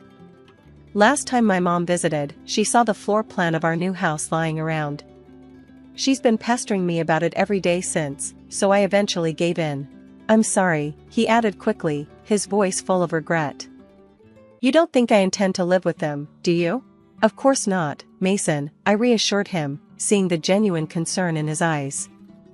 After hearing that phone call, though, I think it might be better if we cut ties with them. It's just too much. Mason's expression darkened, and for the first time, I saw him more furious than I had ever seen before. It was a relief, in a way, he was on my side. He went on to explain that his mother had shown a surprising interest in the layout of our new home, pretending to casually inquire while bombarding him with questions about the number of rooms, the size, and all the details. It was clear she had been trying to find a way in, and this conversation only solidified our resolve. We both agreed it was time to set boundaries and protect our new life together from unwanted intrusions. I had reached my limit with his mother's overbearing behavior. She had caused enough chaos in our lives, and it was finally time to turn the page. We were ready to settle this issue once and for all. So, the day of the move arrived. Mason and I arranged for the movers to transport our belongings in the morning, and we drove to our new home. By the time we finished unloading and arranging everything, it was already past 2 p.m. We sat down to take a break, and that's when we checked our phones and found dozens of missed calls from my mother-in-law. She called me too, Mason said, his voice tinged with exhaustion. Just then, like clockwork, the phone rang again. I answered it, leaving the speakerphone on. Hello? I said. Nancy, where are you? I told you I'd be at the apartment this afternoon, didn't I? Yes, you did say that, I replied, keeping my tone calm. So, what can I do for you? What do you mean? You didn't arrange for the movers. I've been waiting at home, and not a single truck has shown up. I had to come to your apartment myself. Well, that's too bad, I said coolly. You know, I didn't arrange for any movers. What? That's not the agreement. Where is your new house? She demanded, flustered. Do you think I'd tell you? I countered firmly. There was a stunned silence on the other end. I could almost hear her processing the fact that things had changed. She probably thought, as long as Mason was involved, she could manipulate the situation in her favor. But Mason had changed. He was now firmly by my side. I took a deep breath, my frustration building, and continued, just so you know, neither Mason nor I have any intention of living with you two. From now on, please stay out of our lives. What are you saying? Your opinion doesn't matter. It's up to Mason to decide. At least tell me where the new house is, she demanded, her voice growing shrill. How are you going to get here without even knowing the address? I retorted. This house is in my name, and I have the right to decide who lives here. If you barge in, it's trespassing. My mother-in-law was taken aback by my assertiveness, and the silence that followed spoke volumes. It was clear that the dynamics had shifted. Mason and I were taking control of our lives. And I'll sue you if you trespass, I added, my voice steady and resolute. Her response was incredulous. Trespassing? How rude to say that about your husband's family. At that, Mason intervened, his tone sharper than I had ever heard before. Family? The family member I respected, my father, is gone. What remains now doesn't resemble the family I once knew. What are you saying? My mother-in-law faltered, her voice shaking with disbelief. After that last phone call, I've had enough. Just sharing blood with you is embarrassing. From now on, my family is Dave and Nancy, Mason declared firmly. I no longer consider you two part of my family. Wait, Mason, don't say such things, she pleaded, her voice cracking. Don't bother us again, got it? Mason said, and with that, he ended the call, not waiting for her response. He quickly adjusted his phone settings to block her calls. I looked at him, concerned but supportive. Hey, Mason, are you really okay with this? Yeah, he said, a genuine sense of freedom washing over his face. I finally realized my mom was just using me. I feel completely relieved now. Mason was truly free from the manipulative ties that had bound him, and that was the turning point for us as a couple. We had successfully severed the unhealthy connections with his mother and her daughter. From that moment, Mason ceased all support. Without him, they struggled financially. My sister-in-law's part-time income wasn't enough, and my mother-in-law, long accustomed to being a housewife, had to find part-time work. Unaccustomed to the working world, she faced challenges and often met disapproval at her new job. Meanwhile, Mason and I enjoyed a peaceful life in our new home. There were no more unexpected visits from my mother-in-law. Our lives were stress-free, and for the first time in a long time, we truly felt at ease. I'm endlessly grateful to Mason for believing in me and for his courage in cutting ties with his toxic relatives. Whatever challenges may come our way in the future, I know Mason and I will support each other and navigate life together as a united team.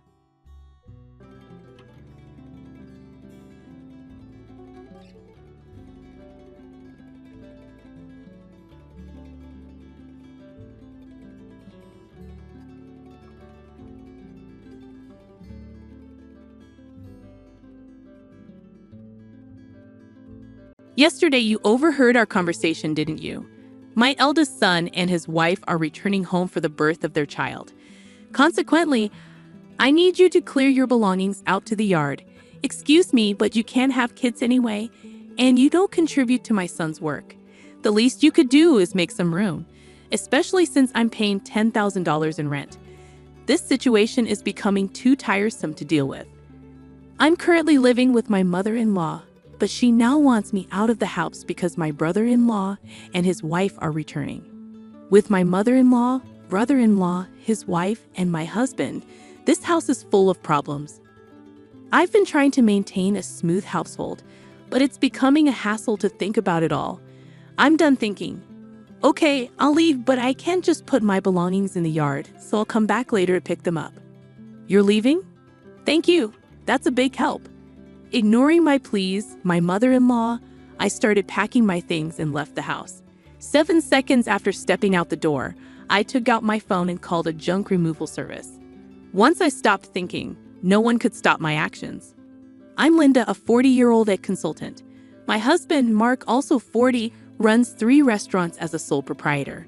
Although people often assume we've been married for a long time with kids, we're actually newlyweds. We both lived as workaholics and only married at this age. I had given up on marriage just before turning 40, but a random visit to a bar after work changed my mind. Is this your first time here? Mark asked with a smile as I sat at the end of the bar. I had been curious about the place for a while, and this time I decided to go in as a reward to myself for working hard. Mark assured me that many women come alone, and I felt comfortable as a loner at the counter.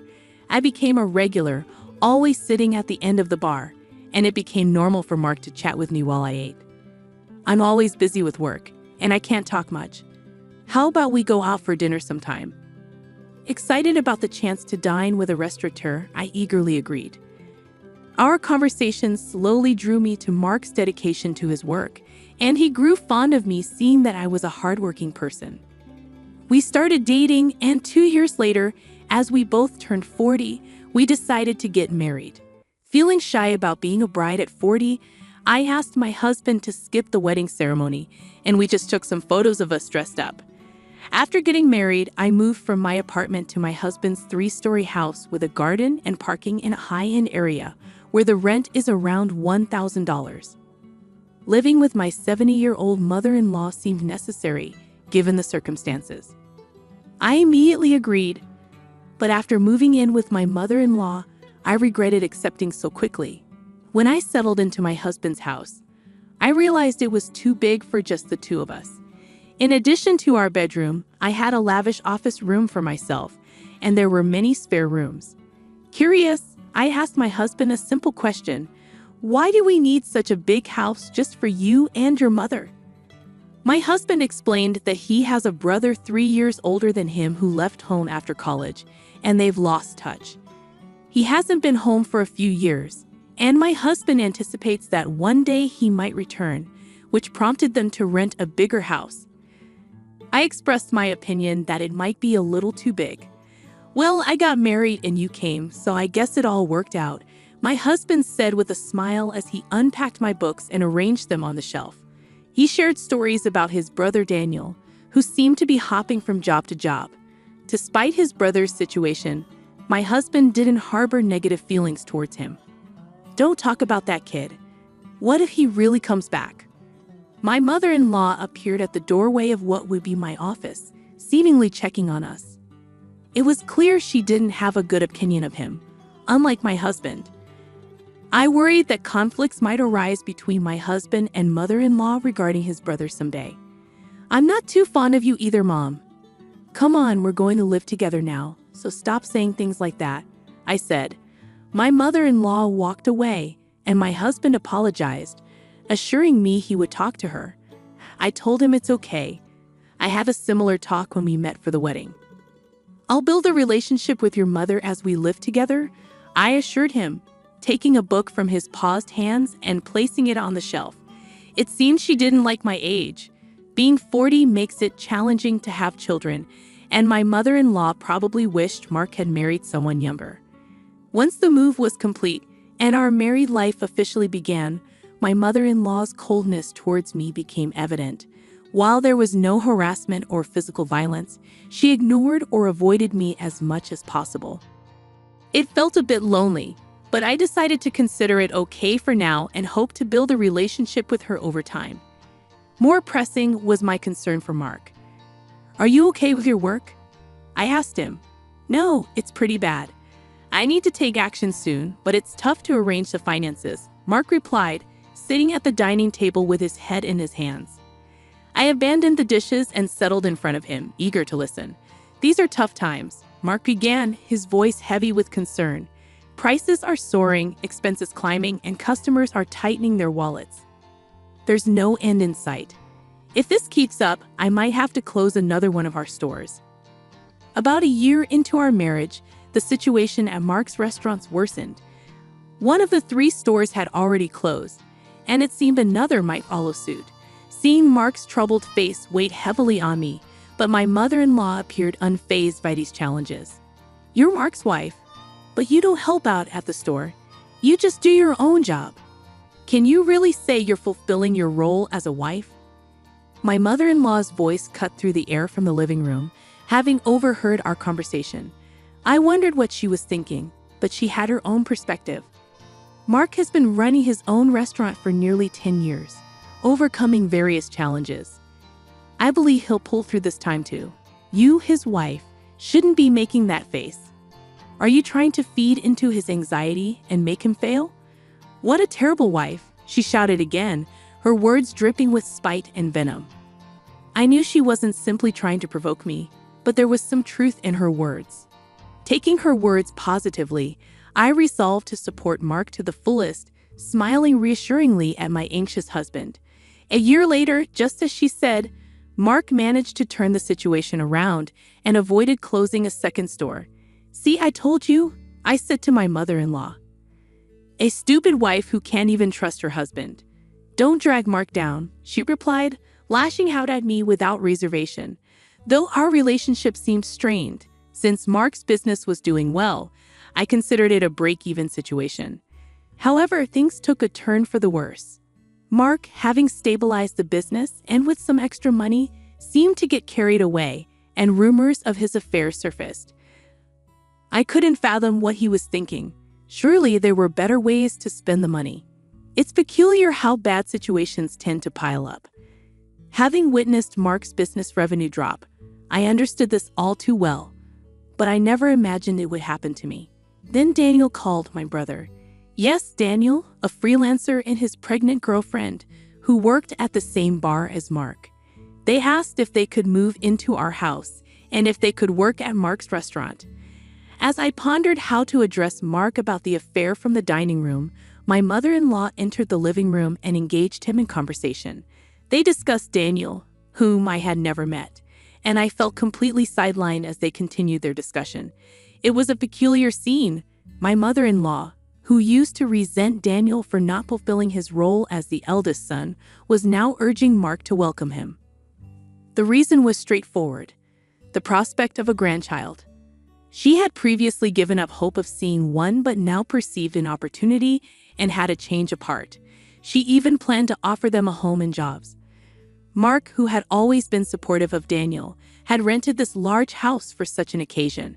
However, circumstances had shifted, and I found myself caught in the middle. It struck me as odd to have Daniel and his family move in.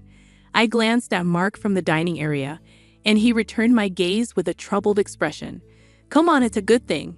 Daniel is in trouble, and you, Mark, have the means to help him, my mother-in-law said, pressing him. Mark seemed unable to refuse his mother's request, and I couldn't help but feel disappointed. I had hoped he would stand up to her, but it seemed like wishful thinking. He kept glancing at me, likely concerned about my reaction. With the deteriorating relationship with my mother-in-law, Mark's affair, and now the prospect of living with Daniel and his family, the problems were mounting. Overwhelmed and unsure where to begin, I decided to abandon my thoughts for the day and simply go to sleep. The next day, a holiday and likely due to extreme mental fatigue, I slept in until late morning. Mark was at work, leaving just my mother-in-law and me at home. As I reluctantly made my way to the living room, I dreaded what she might say about my late awakening. You sure slept in. Must be nice to have such leisure, she remarked, surpassing my expectations. She then informed me about Daniel and his wife's impending visit for maternity leave. So move your stuff out to the yard. Excuse me? I questioned, still groggy from sleep. She clarified that I should vacate to make room for Daniel and his family, citing my inability to have children and lack of contribution to Mark's work. I was taken aback. It seems she was indeed asking me to leave the house. Realizing that my presence was now deemed unnecessary, I decided it was too much trouble to fret over Mark, my mother-in-law, Daniel's family, and their future. Understood, I'll leave, I declared. I can't put all my belongings in the yard, so I'll come back later to pick them up. Ignoring my words, my mother-in-law expressed gratitude, and I began packing my things, leaving the house 7 seconds after stepping out the door. I grabbed my phone and dialed a junk removal service, my decision firm and resolute after putting an end to my overthinking. No one could sway me now. Let them all come to regret this choice later. Departing from the house, I opted to stay at a hotel temporarily. Although I had arranged for the removal service, they required some time to prepare. This aligned perfectly with my desire for some time alone. 2 weeks after leaving, I secured an apartment and began living independently. Since then, I hadn't heard from Mark, who probably believed I'd eventually return. The idea of Mark taking the current situation lightly infuriated me. However, today marked the day after his restaurant's day off, and I anticipated a call from Mark when he visited the restaurant for lunch prep. What's going on here? The restaurant is completely empty, Mark exclaimed over the phone, confirming my expectations. Just as I thought, I chuckled and replied, Mark, I could explain over the phone, but it would be more efficient if your mom was there too. I'm heading to the house now. Can you come back? You can open the restaurant anyway, right? Unable to contain my laughter, I hung up, amused by Mark's reaction. He must be quite shocked. Still chuckling, I began preparing to leave. Upon arriving at the house, my mother-in-law immediately started yelling at me. Mark had apparently explained part of the situation. An unfamiliar couple, Daniel and his wife, were in the living room, looking confused and anxious, not fully grasping the situation amid my mother-in-law's extreme anger. "Why would you do such a thing? The restaurant can't operate now," she continued to scold.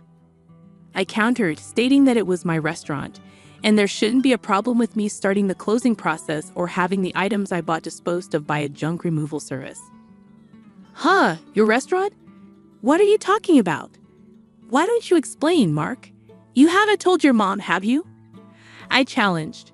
Mark hesitated but confessed, admitting that I had paid for the expenses to turn around his struggling second restaurant branch.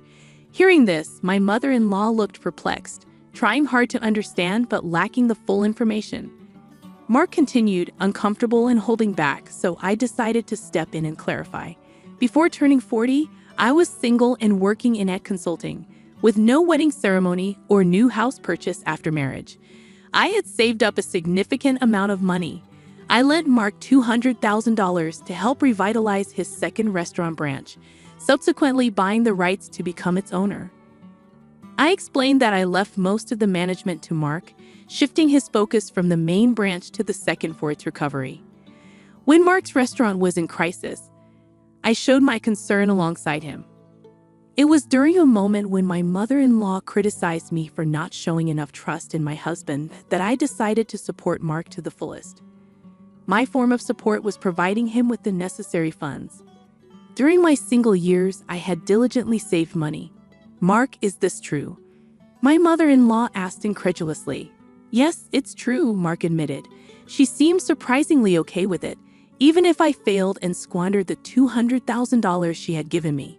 Given the sizable amount, she suggested that if it was destined to fail anyway, it might be simpler for me to become the owner. The plan was to repay the borrowed $200,000 from the restaurant's earnings, but it was more straightforward for me to become the owner, with the restaurant's income going directly to me. Additionally, it afforded me the authority to decide whether to keep the restaurant open or not. "It's a lie. Can something like that really happen?" my mother-in-law exclaimed. To provide evidence, I spread documents like the business license transfer, rights agreement, and lease agreement on the table, proving my ownership of the restaurant. As she confirmed my name on those documents, her face turned red with shock. "Why didn't you say anything about this? You always talked about how you believed in Mark and how the restaurant was recovering, right?" she demanded. Mark explained that he felt pressured by her words, always striving to live up to her expectations.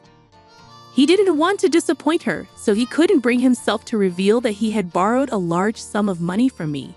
He feared her reaction, knowing how easily upset she could be. People like my mother-in-law often don't realize the pressure they put on others, and Mark found it challenging to express himself under her constant scrutiny.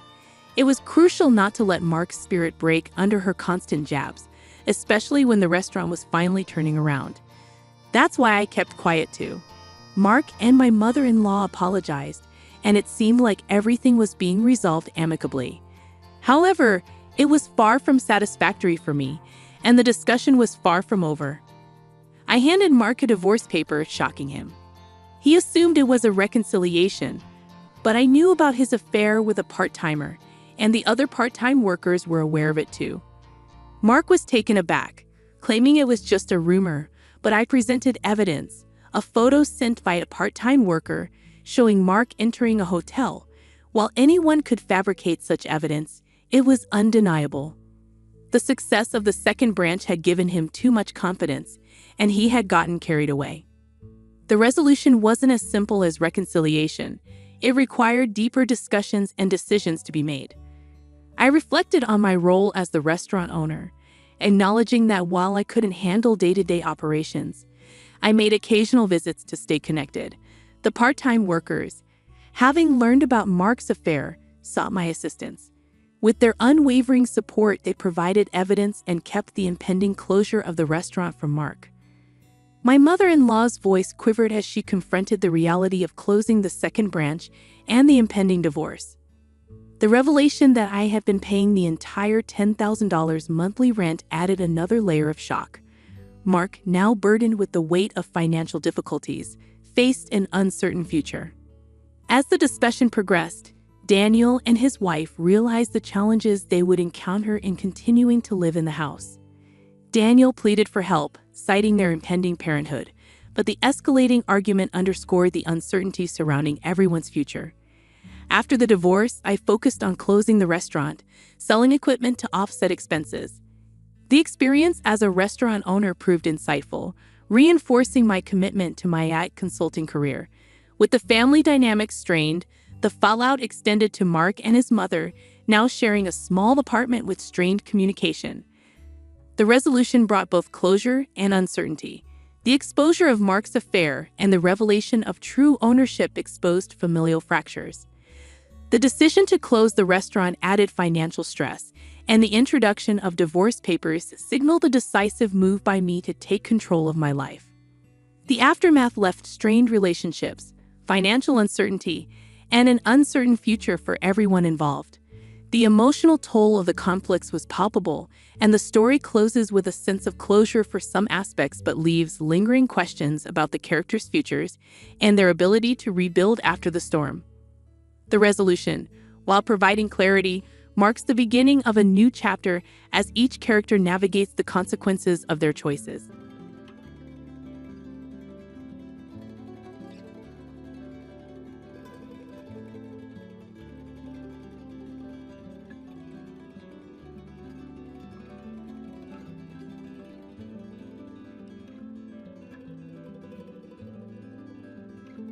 On a frigid winter night, I was jolted awake by a call from my mother-in-law.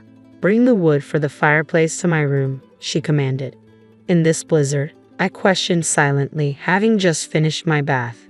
But Nancy persisted. "It's unreasonable for someone my age to venture outside in such a storm. As a daughter-in-law, you should act without needing instructions. How thoughtless of you." She continued to gripe on the phone, and while I had plenty of rebuttals, arguing seemed futile.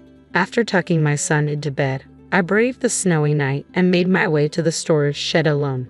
"It's freezing out here, and I can't find the wood. Is it not in here?"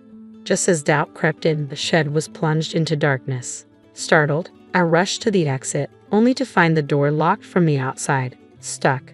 No way. Locked in. Did Nancy set this up? I felt a wave of despair, unable to predict what would happen next. My name is Mary, a 22-year-old housewife committed to caring for my family. I live with my husband Ken and our almost 2-year-old son Jason. I lost my father to a traffic accident when I was young, leaving my mother to support our family on her own. Working at a construction company, she single-handedly provided for my sisters Meg and me.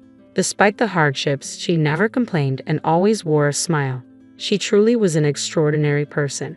Inspired by my mother's strength, I resolved to start working immediately after middle school, even though teachers and friends encouraged me to pursue high school for a brighter future. My determination wavered during the final summer of middle school when my mother expressed her wish for me to continue my education. When she learned that I planned to skip high school, she cried, blaming herself. Seeing her cry for the second time since my father's funeral broke my heart. I couldn't bear to add to her sorrow, so I decided to attend high school after all. Despite this, I took on a part-time job during high school to help support my mother. That's when I met Ken, 4 years older than me and a college student. He worked at the same convenience store where I had a part-time job. Among the part-timers, he was a dependable senior.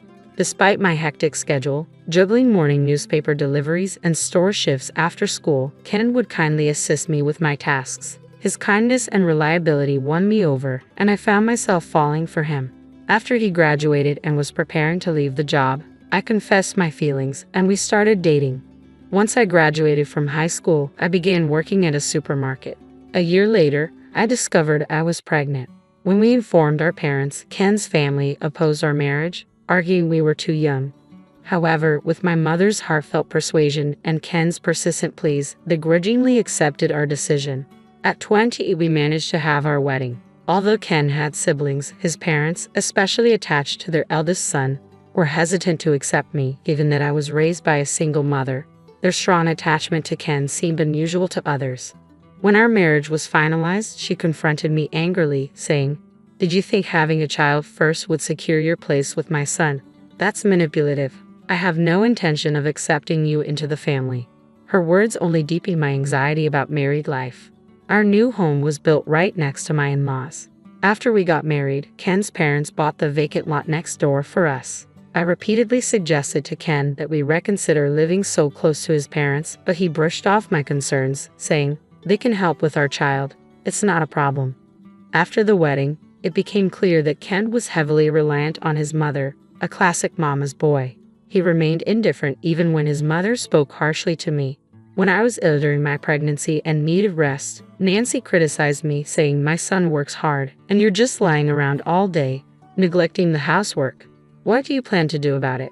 Frustrated, I confronted Ken, asking him to explain to Nancy that my doctor had advised me to rest. However, Ken sided with his mother, saying, "Are you implying my mother is wrong? She's right, you're just resting and not taking care of the housework." His response was a blow to my spirits. I had relied on him during our part-time jobs, but now I was growing increasingly concerned about our future. My anxiety only intensified. Then, on a day marked by a rare heavy snowfall, Ken was out late for a meeting. While I was settling Jason into bed, Nancy called, "What are you doing, Mary?" Even though I told her I was in the middle of putting Jason to bed, she insisted that I fetch wood from the storage shed for her room, as she had run out due to the cold. In this blizzard, I hesitated, especially since I had already bathed, but she pressed on. An old woman like me shouldn't have to brave such a snowy night. As a daughter-in-law, you should anticipate my needs without being told. How thoughtless of you. Although I had several objections, I didn't want to escalate the situation. Considering how difficult it must be to be without heat in this cold, I decided to go ahead with her request. After putting Jason to bed, I ventured to the shed situated between our house and my in-laws. Amidst the snowy landscape, I unlocked the door with trembling hands, turned on the light, and stepped inside. As I searched the area Nancy had pointed out, I found no wood. "Is there really any wood here?" I muttered to myself, reaching for my phone. Suddenly, everything went dark. "What? This has to be a joke," I exclaimed, bewildered. I rushed to the exit, only to find it locked from the outside and immovable. "No way, I'm locked in. Did Nancy set this up?" I muttered to myself, feeling a sinking sense of dread. While I have faced harassment before, I never expected her to go this far.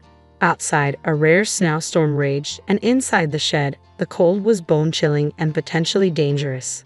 I was also anxious about Jason being home alone. I tried calling Ken. "Hello." His voice was slurred, clearly indicating he was intoxicated. "Help, I'm locked in the shed," I pleaded, but Ken remained unmoved, scolding me. "You must have been careless to lock yourself in. Just calm down," he said, shifting the blame onto me. His response only fueled my frustration, and I ended the call, snapping, "Fine, I won't rely on you. Whatever happens, I don't care." Realizing I had been wrong to depend on him, I resolved to find a way out on my own. As my eyes adjusted to the darkness, I noticed a small window at the back of the shed. I hurried over, only to find it barred and escape impossible. "I can't get out of here," I muttered in defeat, returning to the door. It was the only entrance and it wouldn't budge. Even in this desperate situation, I continued to search for a way to escape, knowing that my chances were growing slimmer. Shivering and exhausted, I pulled out my phone to call the police. As I fumbled with the screen, I heard voices outside. It must be the neighbors, I whispered to myself and called out, "Help."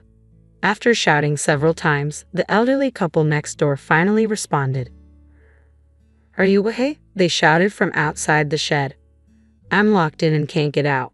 Please help," I cried, on the verge of tears. They quickly unlocked the door, and upon seeing my tearful state, they realized something was seriously wrong. They offered, "Why don't you come stay with us for the night?" Grateful for their kindness, I decided to take Jason and spend the night in the warmth and safety of their home. The elderly couple revealed that my in-laws had a reputation in the neighborhood for mistreating their daughters-in-law, and that my sister-in-law had also been locked in and had a heated argument with them. Knowing this, they had been worried about me. I expressed my profound gratitude to them and, exhausted from the ordeal and the snow, slept deeply through the night without stirring. In the morning, I was startled by commotion outside. I quickly dressed, left Jason with the couple, and stepped outside to find a crowd gathered in front of my house with ambulances and police cars parked nearby. "What's going on?" I wondered anxiously as I made my way back home. Ken met me with an angry tone. "Where have you been, Mary?" I explained. "Last night, I got locked in the shed, and after getting help, I spent the night at the neighbor's house." However, Ken's anger didn't ease. He told me that Nancy had been found collapsed in the shed early that morning. I wondered if Nancy had come to check on me after the night had passed. As I had tried to escape from the shed, I must have disturbed its contents, causing a mess. It seemed Nancy had entered the shed in the early hours, accidentally tripping over a ball, hitting her head, and eventually collapsing. She was taken to the hospital, but tragically she passed away. Ken and my father-in-law blamed me, saying, "This is your fault," despite my protests that I had been locked in the shed. They refused to listen. Realizing that arguing was pointless, I decided to divorce Ken and leave the house with Jason. My brother-in-law Jack said, "I will choose a different path for my father and brother. If Mary leaves, I will cut ties with the family as well." My father-in-law and Ken were enraged, insisting that I shouldn't divorce or sever ties so abruptly. Despite Ken's adamant refusal to end our marriage, my decision was resolute. "It's tragic that Nancy died, but I can't overlook what she did to me. I have proof that I was locked in the shed. If necessary, I'll submit the video to the police," I said, holding up my phone. Ken attempted to undermine the evidence by destroying the phone, but he never acknowledged his mother's actions. I was shocked by his inability to understand. "I should let you know," I continued, "that my sister Meg recently married a lawyer. The video from the shed can be used as evidence of emotional distress, and I plan to seek compensation. We will proceed with the divorce on that basis." Ken's demeanor shifted abruptly. "Wait, Jack is a lawyer? Compensation? You must be joking." "Not at all.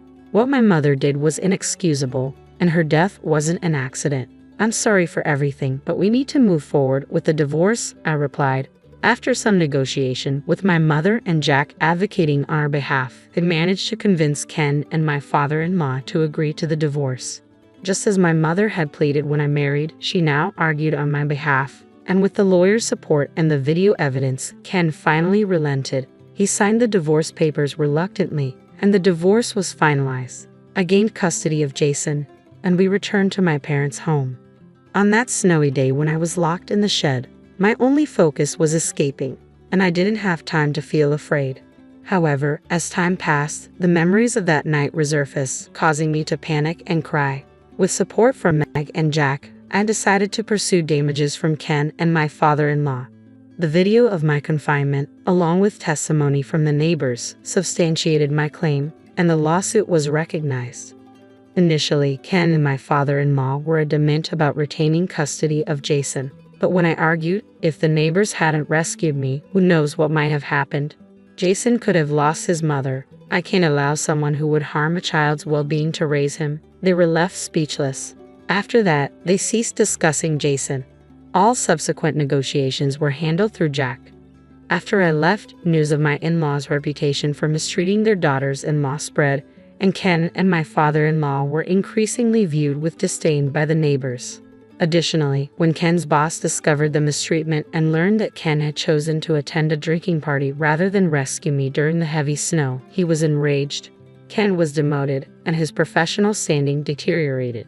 Eventually, Ken submitted his resignation and, along with my father-in-law, had to sell their house and land and relocate. After these events, my brother-in-law and his wife also severed ties with my in-laws.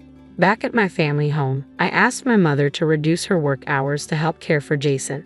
She was thrilled to spend more time with her grandson. I started working at Jack's office, and it was a refreshing change to earn a salary after being a housewife for so long. I felt a strong sense of responsibility to persevere, knowing how much my mother had supported us. Later, through Jack, I met a lawyer who is over a decade older than me. He is incredibly kind and gentle. Jason has grown quite fond of him, and we often spend our weekends together. We plan to marry next year and are currently building a new house designed to include office space for his new law firm. The house is also being built as a duplex to accommodate my mother, who raised Meg and me on her own. With deep gratitude for everything she's done, I am enjoying a fulfilling life with my family, cherishing each moment.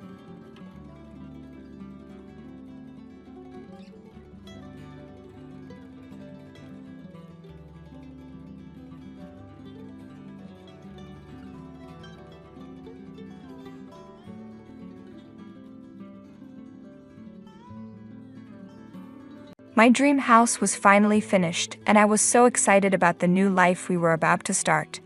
As I looked around our new home, I imagined all the wonderful things that were ahead of us. There were so many changes I wanted to make, and I was eager to begin. Just then, my in-laws showed up unexpectedly. "You're such an unreasonable daughter-in-law," they said. "We're going to live here from now on, so you need to move your parents somewhere else." I was shocked and confused. I asked my husband what was going on, but he just sighed and said, "That's how it is. I'll tell your parents." Before I could say anything else, my in-laws walked into the house. I took a deep breath and calmly said, "Do you understand whose house this is?" Let me introduce myself. My name is Donna. I'm 35 years old, and I work for a company. I've been married to James for 5 years, and we have a 4-year-old son named Adam. Adam acts very mature for his age because he's been raised around adults. Raising a child can be tough, but spending time with my son makes me happy. However, I do have one worry. My elderly parents are struggling with leg and back pain. After thinking about it a lot, I talked to my husband about the possibility of having my parents live with us. "That's a serious concern," he said. "It would be a good way to repay them for everything they've done for you. If it makes you feel better, Donna, I don't see any problem with it." "Really? That's great. Thank you, James," I replied. I was so grateful to have such a caring husband who agreed right away. So I started planning for my parents to live with us. But it wasn't easy. My parents' house is far from the city, which would make commuting to work difficult. We couldn't use a car to commute, so living there wasn't a good option. At the time, we were living in a small rental apartment that was only big enough for the 3 of us. It wasn't practical to have my parents move in with us there. After thinking it over, I came up with an idea. "James, I've been thinking. How about we build a new, bigger house? Maybe now is the time to take a bold step." James agreed right away. "That's a great idea. Let's build a comfortable house and live there together." With his approval, we started planning for the new house. First, we talked to my parents. They were hesitant at first, saying they didn't want to be a burden. But I explained that as Adam grows, our current home would eventually be too small, so it made sense to build a new house now. Once they understood, they finally agreed, and I felt relieved. After that, my husband and I were busy visiting real estate agents. We wanted a house near a hospital for my parents and close to a train station for work. We also needed a barrier-free environment because of my parents' mobility issues. My husband and I worked together to find the perfect location and design for our new home. Finally, all the preparations were done, and we placed the order with the contractors. It took a lot of effort and time, but we were proud of what we had accomplished. Now, we just had to wait for the house to be completed. Thinking about our new home made me excited and motivated me at work. During those exciting days, my in-laws heard about our plans and often contacted us. One day, my mother-in-law called and said, "I heard from James that you're building a new house. Is that true?"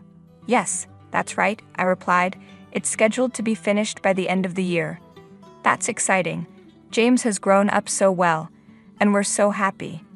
We'd love to hear more about the new house. If you have time, please visit us." We had been so busy that we hadn't visited my husband's parents in a while, so we decided to go see them that weekend. When we arrived, they welcomed us warmly. Building a house is hard work, but it's also a lot of fun. Having your own home is a dream come true. "Congratulations," my father-in-law said, as happy as if it were his own achievement. I was touched and smiled. "Thank you. It was tough, but we're really excited about it. I can't wait for it to be finished, though I'm a bit worried about possible mistakes. Still, I'm thrilled about our new house." We were always excited and talked happily about it. Suddenly, my mother-in-law clapped her hands and asked, "By the way, what's the layout like?" I showed her the floor plan on my smartphone. "Oh, it's quite a big house, isn't it?" My in-laws commented, "Isn't it too many rooms for just the 2 of you?" We're planning to live with Donna's parents, and we also wanted extra space in case we have another child in the future, my husband explained. Surprised, my in-laws asked, "You're going to live with Donna's parents?" "Yes, that's right," my husband replied. "Donna's parents have been getting weaker, so we decided to live together. That's why we're building a new house." I noticed a change in my in-laws' attitude as James explained. Later, I realized this topic might not be very appealing to them, so I tried to steer the conversation in another direction. By the way, how have you both been feeling lately? Any changes? No, not really, they replied. Everything's about the same as the last time we met. But soon enough, the conversation returned to the new house. I want to know more about it, my mother-in-law asked. Which room will Donna's parents use? We're thinking about this area here, James answered, unaware of the tension. However, when we talked about living with my parents, my in-laws seemed unhappy.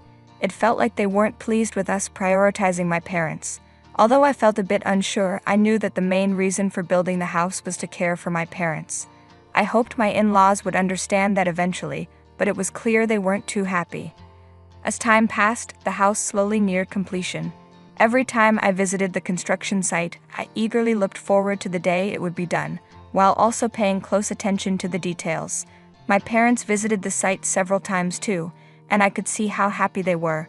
It made me realize how rewarding it was to do something for my family.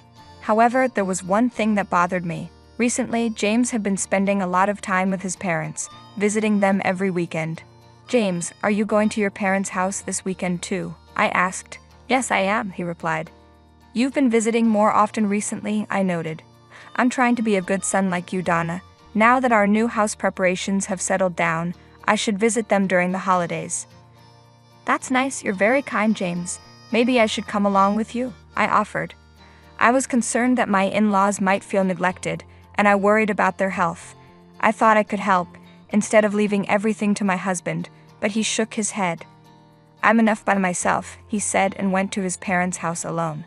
I told him that if he needed any help, I would join him, and I believed he would call me someday. Finally, our new house was completed, and moving day arrived.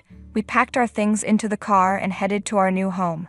The new house was even more beautiful and grand than I had imagined. I was so moved that I gasped. The new house of my dreams was finally completed, and I was thrilled about the new life we were about to start. As I looked over our new home, I imagined our future. I was excited about all the new things I wanted to do. I pictured my family having barbecues in the spacious garden, with my son and husband playing there. My parents were stuck in traffic and would take a while to arrive. You can go ahead and wait inside, James suggested, but I wanted to enter the house together with them. I was about to say, no, I'll wait here, when suddenly my in-laws arrived. I was surprised. Why were they visiting? They got out of the car with big smiles. This house is really magnificent, they said. It's something to be proud of. That's right. We planned it together with Donna, my husband replied cheerfully. Donna has great taste, they added, and I thanked them. Then they started unloading heavy bags from their car. Surprised, I asked, "What are these bags for? What are you doing?" My in-laws gave a shocking reply. Of course, we're bringing these bags into the new house. What? I was stunned.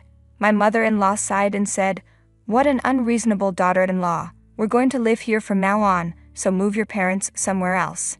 I was in shock. What are you saying? I asked, but my mother-in-law just shook her head and crossed her arms. A daughter-in-law should respect her husband's family. It's only natural for us to live in this new house. Now hurry up and contact your parents. We need to put our luggage down, she demanded. Struggling to understand, I looked at my husband for help, but he just sighed and said, "That's the reality. I'll tell your parents." Wait a minute. What are you talking about? We built this house to live with my parents. Please don't be so selfish, I protested. My husband sighed again. You still don't understand. You should just serve me. Your parents will manage somewhere else. I clenched my fists in anger. My husband had clearly been influenced by his parents.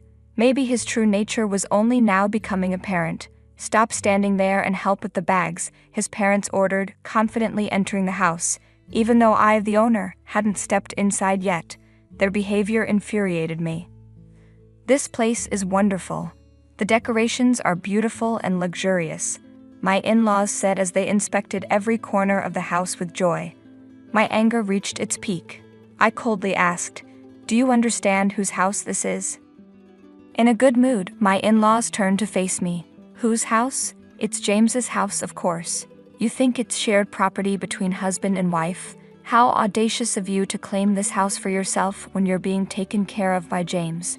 Both my father-in-law and mother-in-law criticized me harshly, not giving me a chance to speak.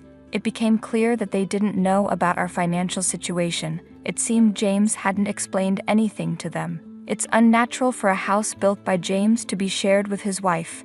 Such a presumptuous daughter-in-law is rare. I pity James for having a wife and in-laws like this. They continued to criticize me based on their misunderstanding. Finally, I reached my limit. I stared at my husband and his parents. I understand your point, but if you all really intend to live here, then James will need to reimburse me for my investment in this house. At that, my in-laws tilted their heads in confusion. How much money did you actually contribute? The amount you're talking about must be trivial. Why make such a big deal out of it? They said, laughing. I glanced at my husband, who remained silent, his mouth firmly shut. Filled with anger, I blurted out, "Why are you silent? It's unbelievable that you would hide something so important." Pressed, my husband fidgeted and avoided my gaze. At that moment, my mother-in-law demanded, "What are you trying to say?" My husband looked pale with fear, and I realized I couldn't expect an explanation from him. I decided to clarify myself. In fact, the funds for purchasing this house were all paid from my savings.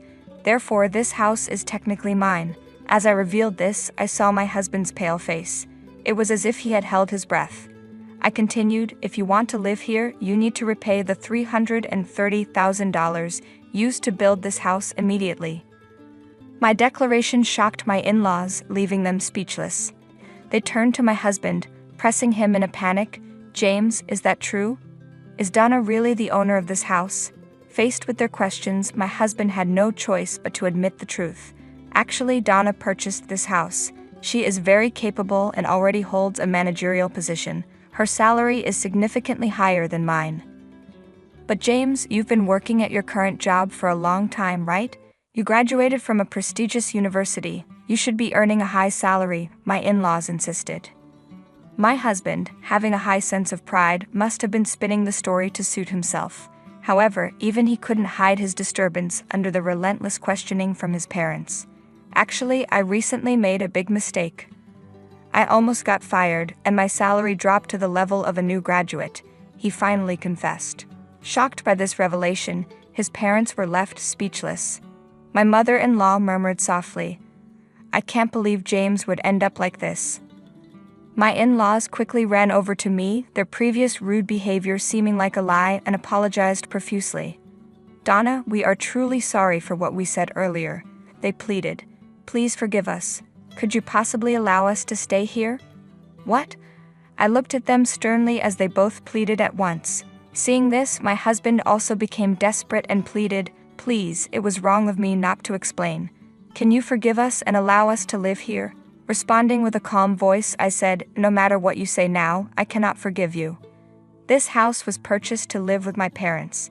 If that cannot be fulfilled, there was no point in buying it. If you insist on staying here, you must immediately pay $330,000. How can we possibly come up with such a huge sum?" my in-laws responded. "Then you must leave," I stated firmly. When I refused, my in-laws began to cry and clung to me. "Please don't say such things. We've sold our home and have nowhere else to go. Donna, please forgive us. Please allow us to live here with your parents too." Unbelievable, I thought. A household where a couple lives with both sets of parents is unheard of. No matter the reason, it's impossible. If you sold your house, you should use the proceeds to find another place to live. As I declared this, they began to cry simultaneously. My father-in-law pleaded with a trembling voice, "To tell the truth, I've recently made huge debts through investments and gambling. We've used up the proceeds from the sold house and the retirement money, and now we have absolutely nothing left.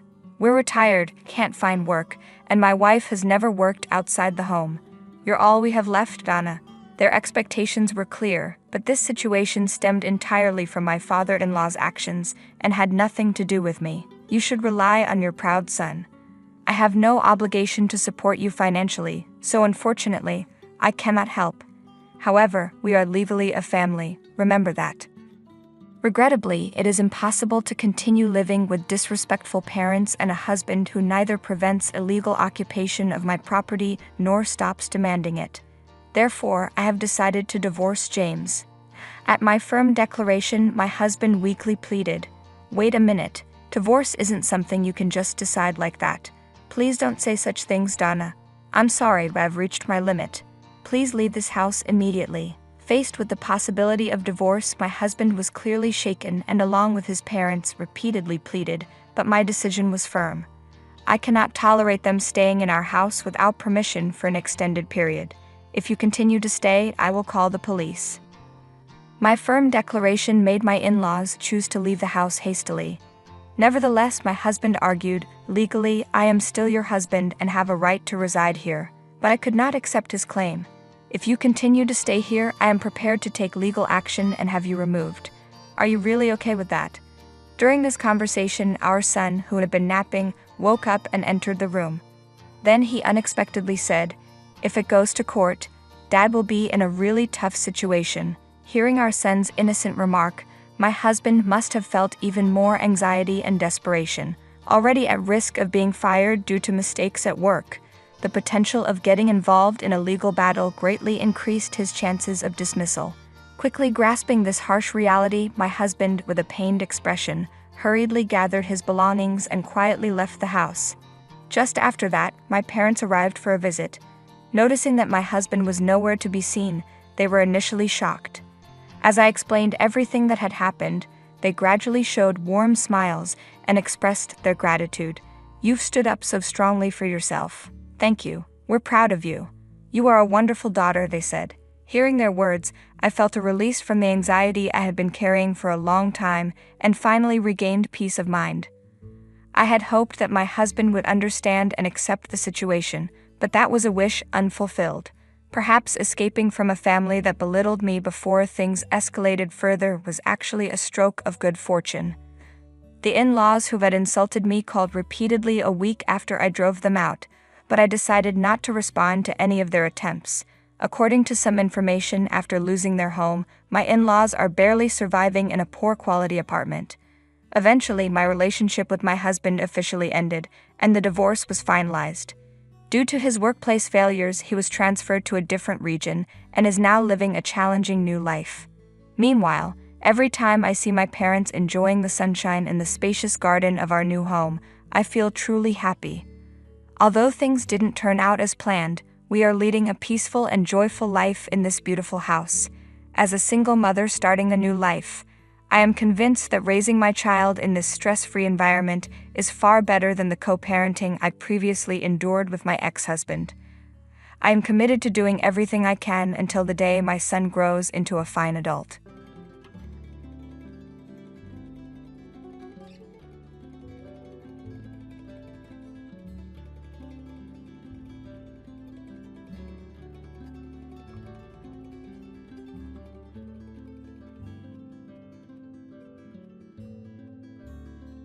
Living with my mother-in-law has been nothing short of a nightmare.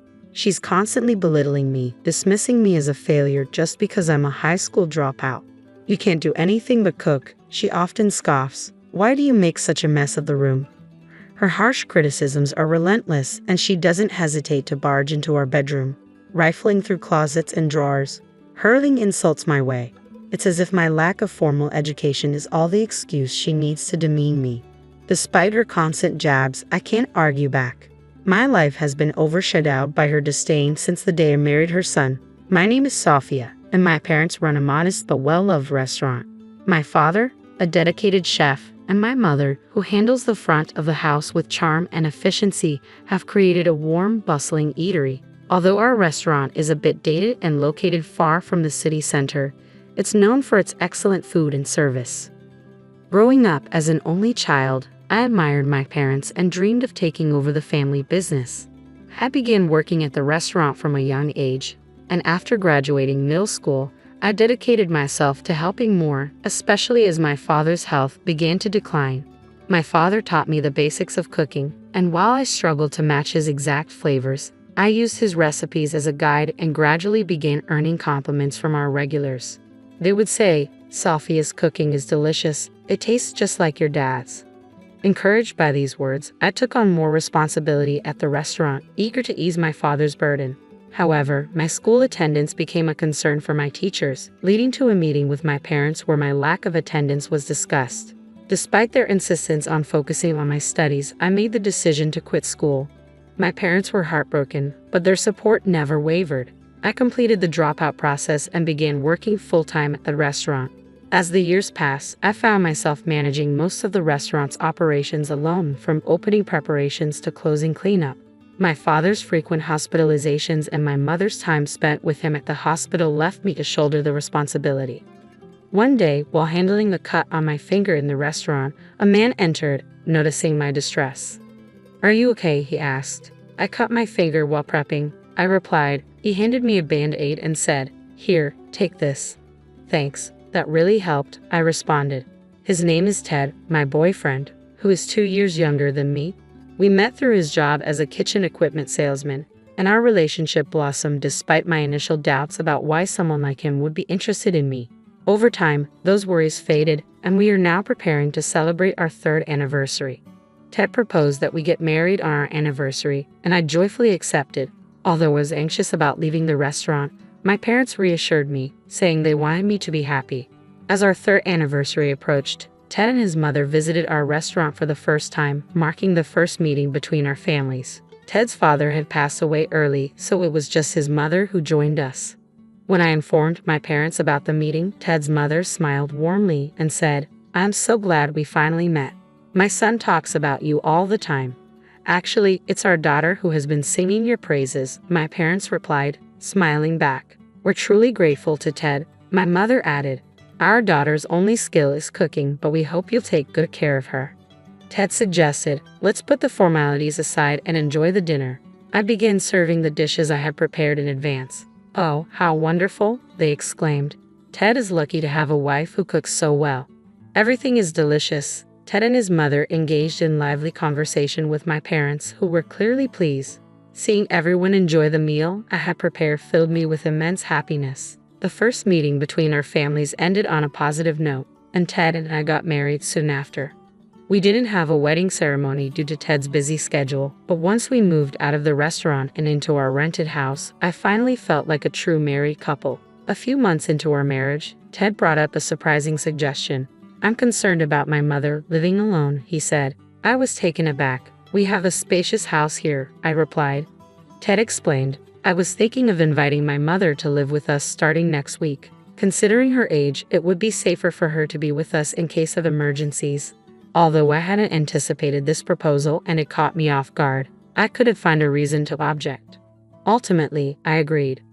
When we were house hunting, Ted was adamant about choosing a detached house. I had preferred a flat or condo, but I was persuaded by his argument that a larger space would be better. I wondered if Ted had always intended for us to live with his mother, which made me feel uneasy, but I pushed those thoughts aside. Our newlywed life felt fleeting, and soon, living with my mother-in-law became our reality. Ted, busy with work, was often away during the week and mostly went out on weekends. Despite his initial concern for his mother, I felt the impact of this new living arrangement settling in. I never saw Ted do anything to help his mother, and there was another issue. My mother-in-law had changed completely since we first met. While she initially enjoyed my cooking, she now refused to touch it. "Eating food this flavorful will make me sick," she would say. "You're not feeding my son this, are you? What were you thinking?" I apologized, asking if the seasoning was too strong. "Of course it was," she retorted. "Your family's cooking might have been like this, but mine is much more refined and lightly seasoned. It's a pity my son has to eat this every day." Ted still claimed to enjoy my cooking, but his mother was persistently dissatisfied. Determined to please her, I started learning how to prepare healthier meals suitable for the elderly, using books and online resources. However, she criticized the new dishes as tasteless, poorly presented, and not nutritious enough. "Whatever you cook seems unhealthy," she would say. It wasn't just the cooking. My mother-in-law would frequently use excuses like "my back hurts" or "my legs hurt" to avoid helping with household chores. To avoid conflict, I took on the chores myself, only to be met with sarcastic comments such as, "You call this clean? It looks like a trash bin to me." And "Well, you did drop out of middle school, so I guess it can't be helped." This situation dragged on for 3 months, and I was at my breaking point. When I tried to discuss the issue with Ted, he dismissed my concerns, saying he was too exhausted from work. His company had recently undergone major layoffs, increasing his workload and often requiring him to work late. Despite this, I was determined to address the problem with my mother-in-law directly. Before Ted left for work, I asked if we could talk after work that night, outside the house, since my mother-in-law would be at home. I wasn't sure how a calm discussion was even possible, given Ted's complaints about being overwhelmed with work. Despite his exhaustion, I earnestly pleaded with him. "Please, I'm begging you," I said, hoping to move him with my sincerity. Reluctantly, he agreed, though he emphasized it had to be a very brief meeting. We decided to meet at a cafe near his office at 8:00 p.m. to minimize my time spent alone with my mother-in-law at home. I prepared dinner in advance and left the house a bit early, avoiding any mention of my plans to her to prevent her snide remarks. Arriving early at the meeting spot, I wandered around the town, a rare treat since I usually confine myself to cooking and rarely explored the city alone. I found the walk refreshing. While browsing in a shopping mall, contemplating buying something for Ted, I was struck by a startling realization. My breath caught as I saw Ted walking with another woman. I rubbed my eyes, ducking my sight, but there was no mistake. It was definitely him. I watched as they left the store, and driven by a mix of curiosity and dread, I followed them. They eventually retreated to a secluded area where they embraced each other. Their actions were unmistakable. This was an affair. Overwhelmed with shock and heartache, I began to cry uncontrollably. Unable to bear the pain, I left the scene and messaged Ted, saying that something urgent had come up and I couldn't meet him that night. My mind raced with questions. Why? Since when? Who was she? I felt nauseous, the image of what I had just witnessed replaying in my mind. Somehow, I made it back home, where my mother-in-law was waiting. "Sophia, where have you been? It's not normal to leave without saying a word.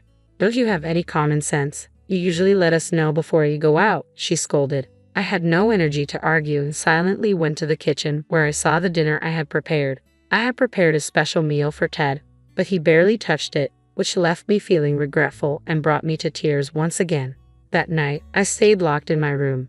Even when Ted came home, I couldn't bring myself to face him and chose to ignore him instead. "Sophia, are you awake?" Ted knocked on the door several times. Normally, I would have prepared a snack for him upon his return, but not tonight. He must have noticed the absence of the snack and expressed his concern. "What's going on?" I adjusted my work schedule to make time for our dinner. "It's problematic to cancel like this," he said. How could he say he was waiting for me when he had clearly been spending time with another woman? My cancellation shouldn't have been a problem for him. It felt like he thought I was oblivious to everything. Ted began to complain to his mother, who had come to the front of the room. "What's happening, Ted? It's late and noisy," she said. "Mom, Sophia and I had dinner plans, but she suddenly canceled and won't even talk to me now," Ted lamented, sounding like he was the wronged party. My mother-in-law joined in with her sarcastic remarks. "Really, Sophia? You left without saying a word, neglected your duties, and are so irresponsible. I was looking forward to our dinner and even adjusted my work schedule for it. To think she would cancel on such an important commitment with her husband. If we had kids, imagine the trouble." As my mother-in-law unjustly criticized me, the thought of exposing Ted's affair flashed through my mind. But what Ted said next was even more shocking than the criticism I was receiving. "There's no need to worry about that. Sophia can't have kids and she's already 30. I've given up on the idea of having children with her," Ted said, revealing my infertility, a secret I had only shared with him before we married. I had hoped to protect him from the hurt by asking him to keep it a secret, and he had promised to do so. Hearing it revealed like this was beyond belief. "Oh, so Sophia can't have children. What a disappointment," Ted's mother said. "Maybe I chose the wrong person. We've been deceived all along. She didn't want to lose the marriage to you because she thought she wouldn't find another opportunity." Unable to endure the pain any longer, I put on my headphones, cranked up the volume, and drowned out the world with music. That night, sleep eluded me as my mind replayed the images of Ted's infidelity and the harsh words I had heard. My heart felt like it was being ripped apart by sadness and anguish. Weeks later, Ted's relatives were coming over for a marriage celebration. I hadn't wanted any celebration, but it seemed my mother-in-law had taken it upon herself to organize one. She informed the relatives that I was a restaurant chef and handed me a list of dishes to prepare. Although there were many dishes to make, cooking itself was never a problem for me. In fact, it was my greatest joy. I decided to give it my all, pouring my heart into each dish. Immersing myself in cooking brought me relief from daily stress and reminded me of the warmth of my parents' kitchen. On the day of the gathering, about 10 relatives arrived. Our living room wasn't very spacious, but everyone managed to find a spot. "Wow, the food looks delicious. Did you prepare all of this?" they marveled, savoring the dishes I had made. Their enjoyment brought tears of joy to my eyes. "I'm so glad you enjoy my cooking. Thank you," I said, bowing in appreciation. Their heartfelt compliments made me feel appreciated, and I was overwhelmed with gratitude. "Of course, it's delicious. We should be thanking you. Please make it again sometime," they responded warmly. However, just as I was basking in the praise, my mother-in-law interjected. "It's not that great. The dishes are too rich and greasy for everyday use. They give me heartburn and will probably raise my blood pressure. Is she trying to kill me?" The atmosphere soared immediately. Ted, engrossed in his phone, remained oblivious to the tension in the room. My mother-in-law continued her criticism. "I've heard her family's restaurant is popular, but it's just in a small country town. The customers are low quality and the food is coarse. Besides, she didn't even finish high school, can't hold down a decent job, and can't have kids. She's a total disappointment as a daughter-in-law." The relatives looked on coldly. A woman close to my age whispered, "I don't know how you put up with her." "It's okay, this is the last time," I thought to myself, feeling a pang of sadness. With a forced smile, I whispered back, "Watch this," and then loudly announced, "Everyone, please take a look at this," as I held up my smartphone. The screen displayed a photo of Ted embracing his lover. The room's attention shifted immediately. "What are you doing?" Ted yelled, rushing towards me. "What am I doing?" "Just revealing the truth," I replied loudly, facing Ted with a mix of anger and resolve. His face reddened, and he tried to deny it. "I don't know what you're talking about. This is a lie. I would never do such a thing," Ted protested. His mother, initially trying to support him, was now speechless and stunned into silence. Determined to expose the full truth, I continued, "Ted has been having an affair. I hired a detective agency and gathered substantial evidence. These photos are genuine." "A detective agency? Evidence?" Ted's mother stammered, her disbelief evident. Ignoring her, I firmly declared, "As of today, we are getting a divorce. I will also be pursuing alimony for the mental distress I've endured. And to my mother-in-law, I have recorded all the harassment. I will also be seeking compensation from you," I declared firmly. Causing both Ted and his mother to recoil in shock, they began to retort, trying to deflect responsibility. "Hiring the detective is such a cowardly move," Ted's mother said sharply. "You should be grateful you even got to marry Ted." "That's right," Ted added. "You're the one who forced Ted into this marriage and caused all this discomfort. It's your fault." Despite their protests, their words were meaningless to me. The evidence of the affair and harassment was irrefutable. "It's a lie, right, Safia? It's not too late for us to start over. That woman in the photo was just coming on to me, and I was merely bothered by it. It's a chance to set things straight," Ted tried to justify. Ted continued to spin excuses, but I was unmoved. "Even if you were really being pursued, it doesn't change the fact of the affair," I said, maintaining my composure. One of the relatives, who had earlier whispered support to me, spoke up. "Sophie, you did well." Her encouragement was comforting, and for the first time in a while, I felt a sense of relief and clarity. Our divorce was finalized smoothly. Ted's affair became known at his company, leading to his transfer from the head office to a different branch. He moved out of our home and relocated with his mother, likely closer to his new job. I received the alimony from Ted and his mother and decided to return to my parents' house for a while. My parents were initially surprised by the news of my divorce but welcomed me warmly without judgment. I contemplated whether to help out at the family restaurant or further my culinary studies. My father suggested, "Why don't you go abroad? It might be challenging, but gaining diverse experiences could be invaluable. The restaurant will be here for you when you return." Taking his advice, I used the alimony to fund a culinary journey abroad. I honed my skills under renowned chefs at a 3-star restaurant and during this time met a French chef. We had a short courtship but quickly bonded over our shared passion for cooking. We married and became supportive partners in our culinary pursuits. After 5 years abroad, we returned to New York as promised.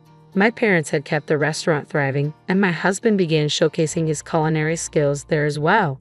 Our unique flavors and beautiful presentations attracted attention, making the restaurant even more vibrant and popular. Now, as we have taken over the restaurant from my parents, my husband and I live a fulfilling life together, dedicated to our craft. One day, I received a letter from my former mother-in-law. Her message was an unexpected apology. I too faced harsh criticism from my own mother-in-law regarding my cooking and housekeeping. I found your cooking truly delightful, and I admit I was envious. I took my frustrations out on you. Now, as I try to replicate your flavors in my own cooking, I realize how special your skills were. Though I doubt I'll ever match them, I hope you might taste my cooking someday. I am genuinely sorry. Her words touched me, and I felt the softening of my feelings towards her. I hoped that, someday, we could share a meal together with smiles. For that possibility, I was determined to keep improving my culinary skills.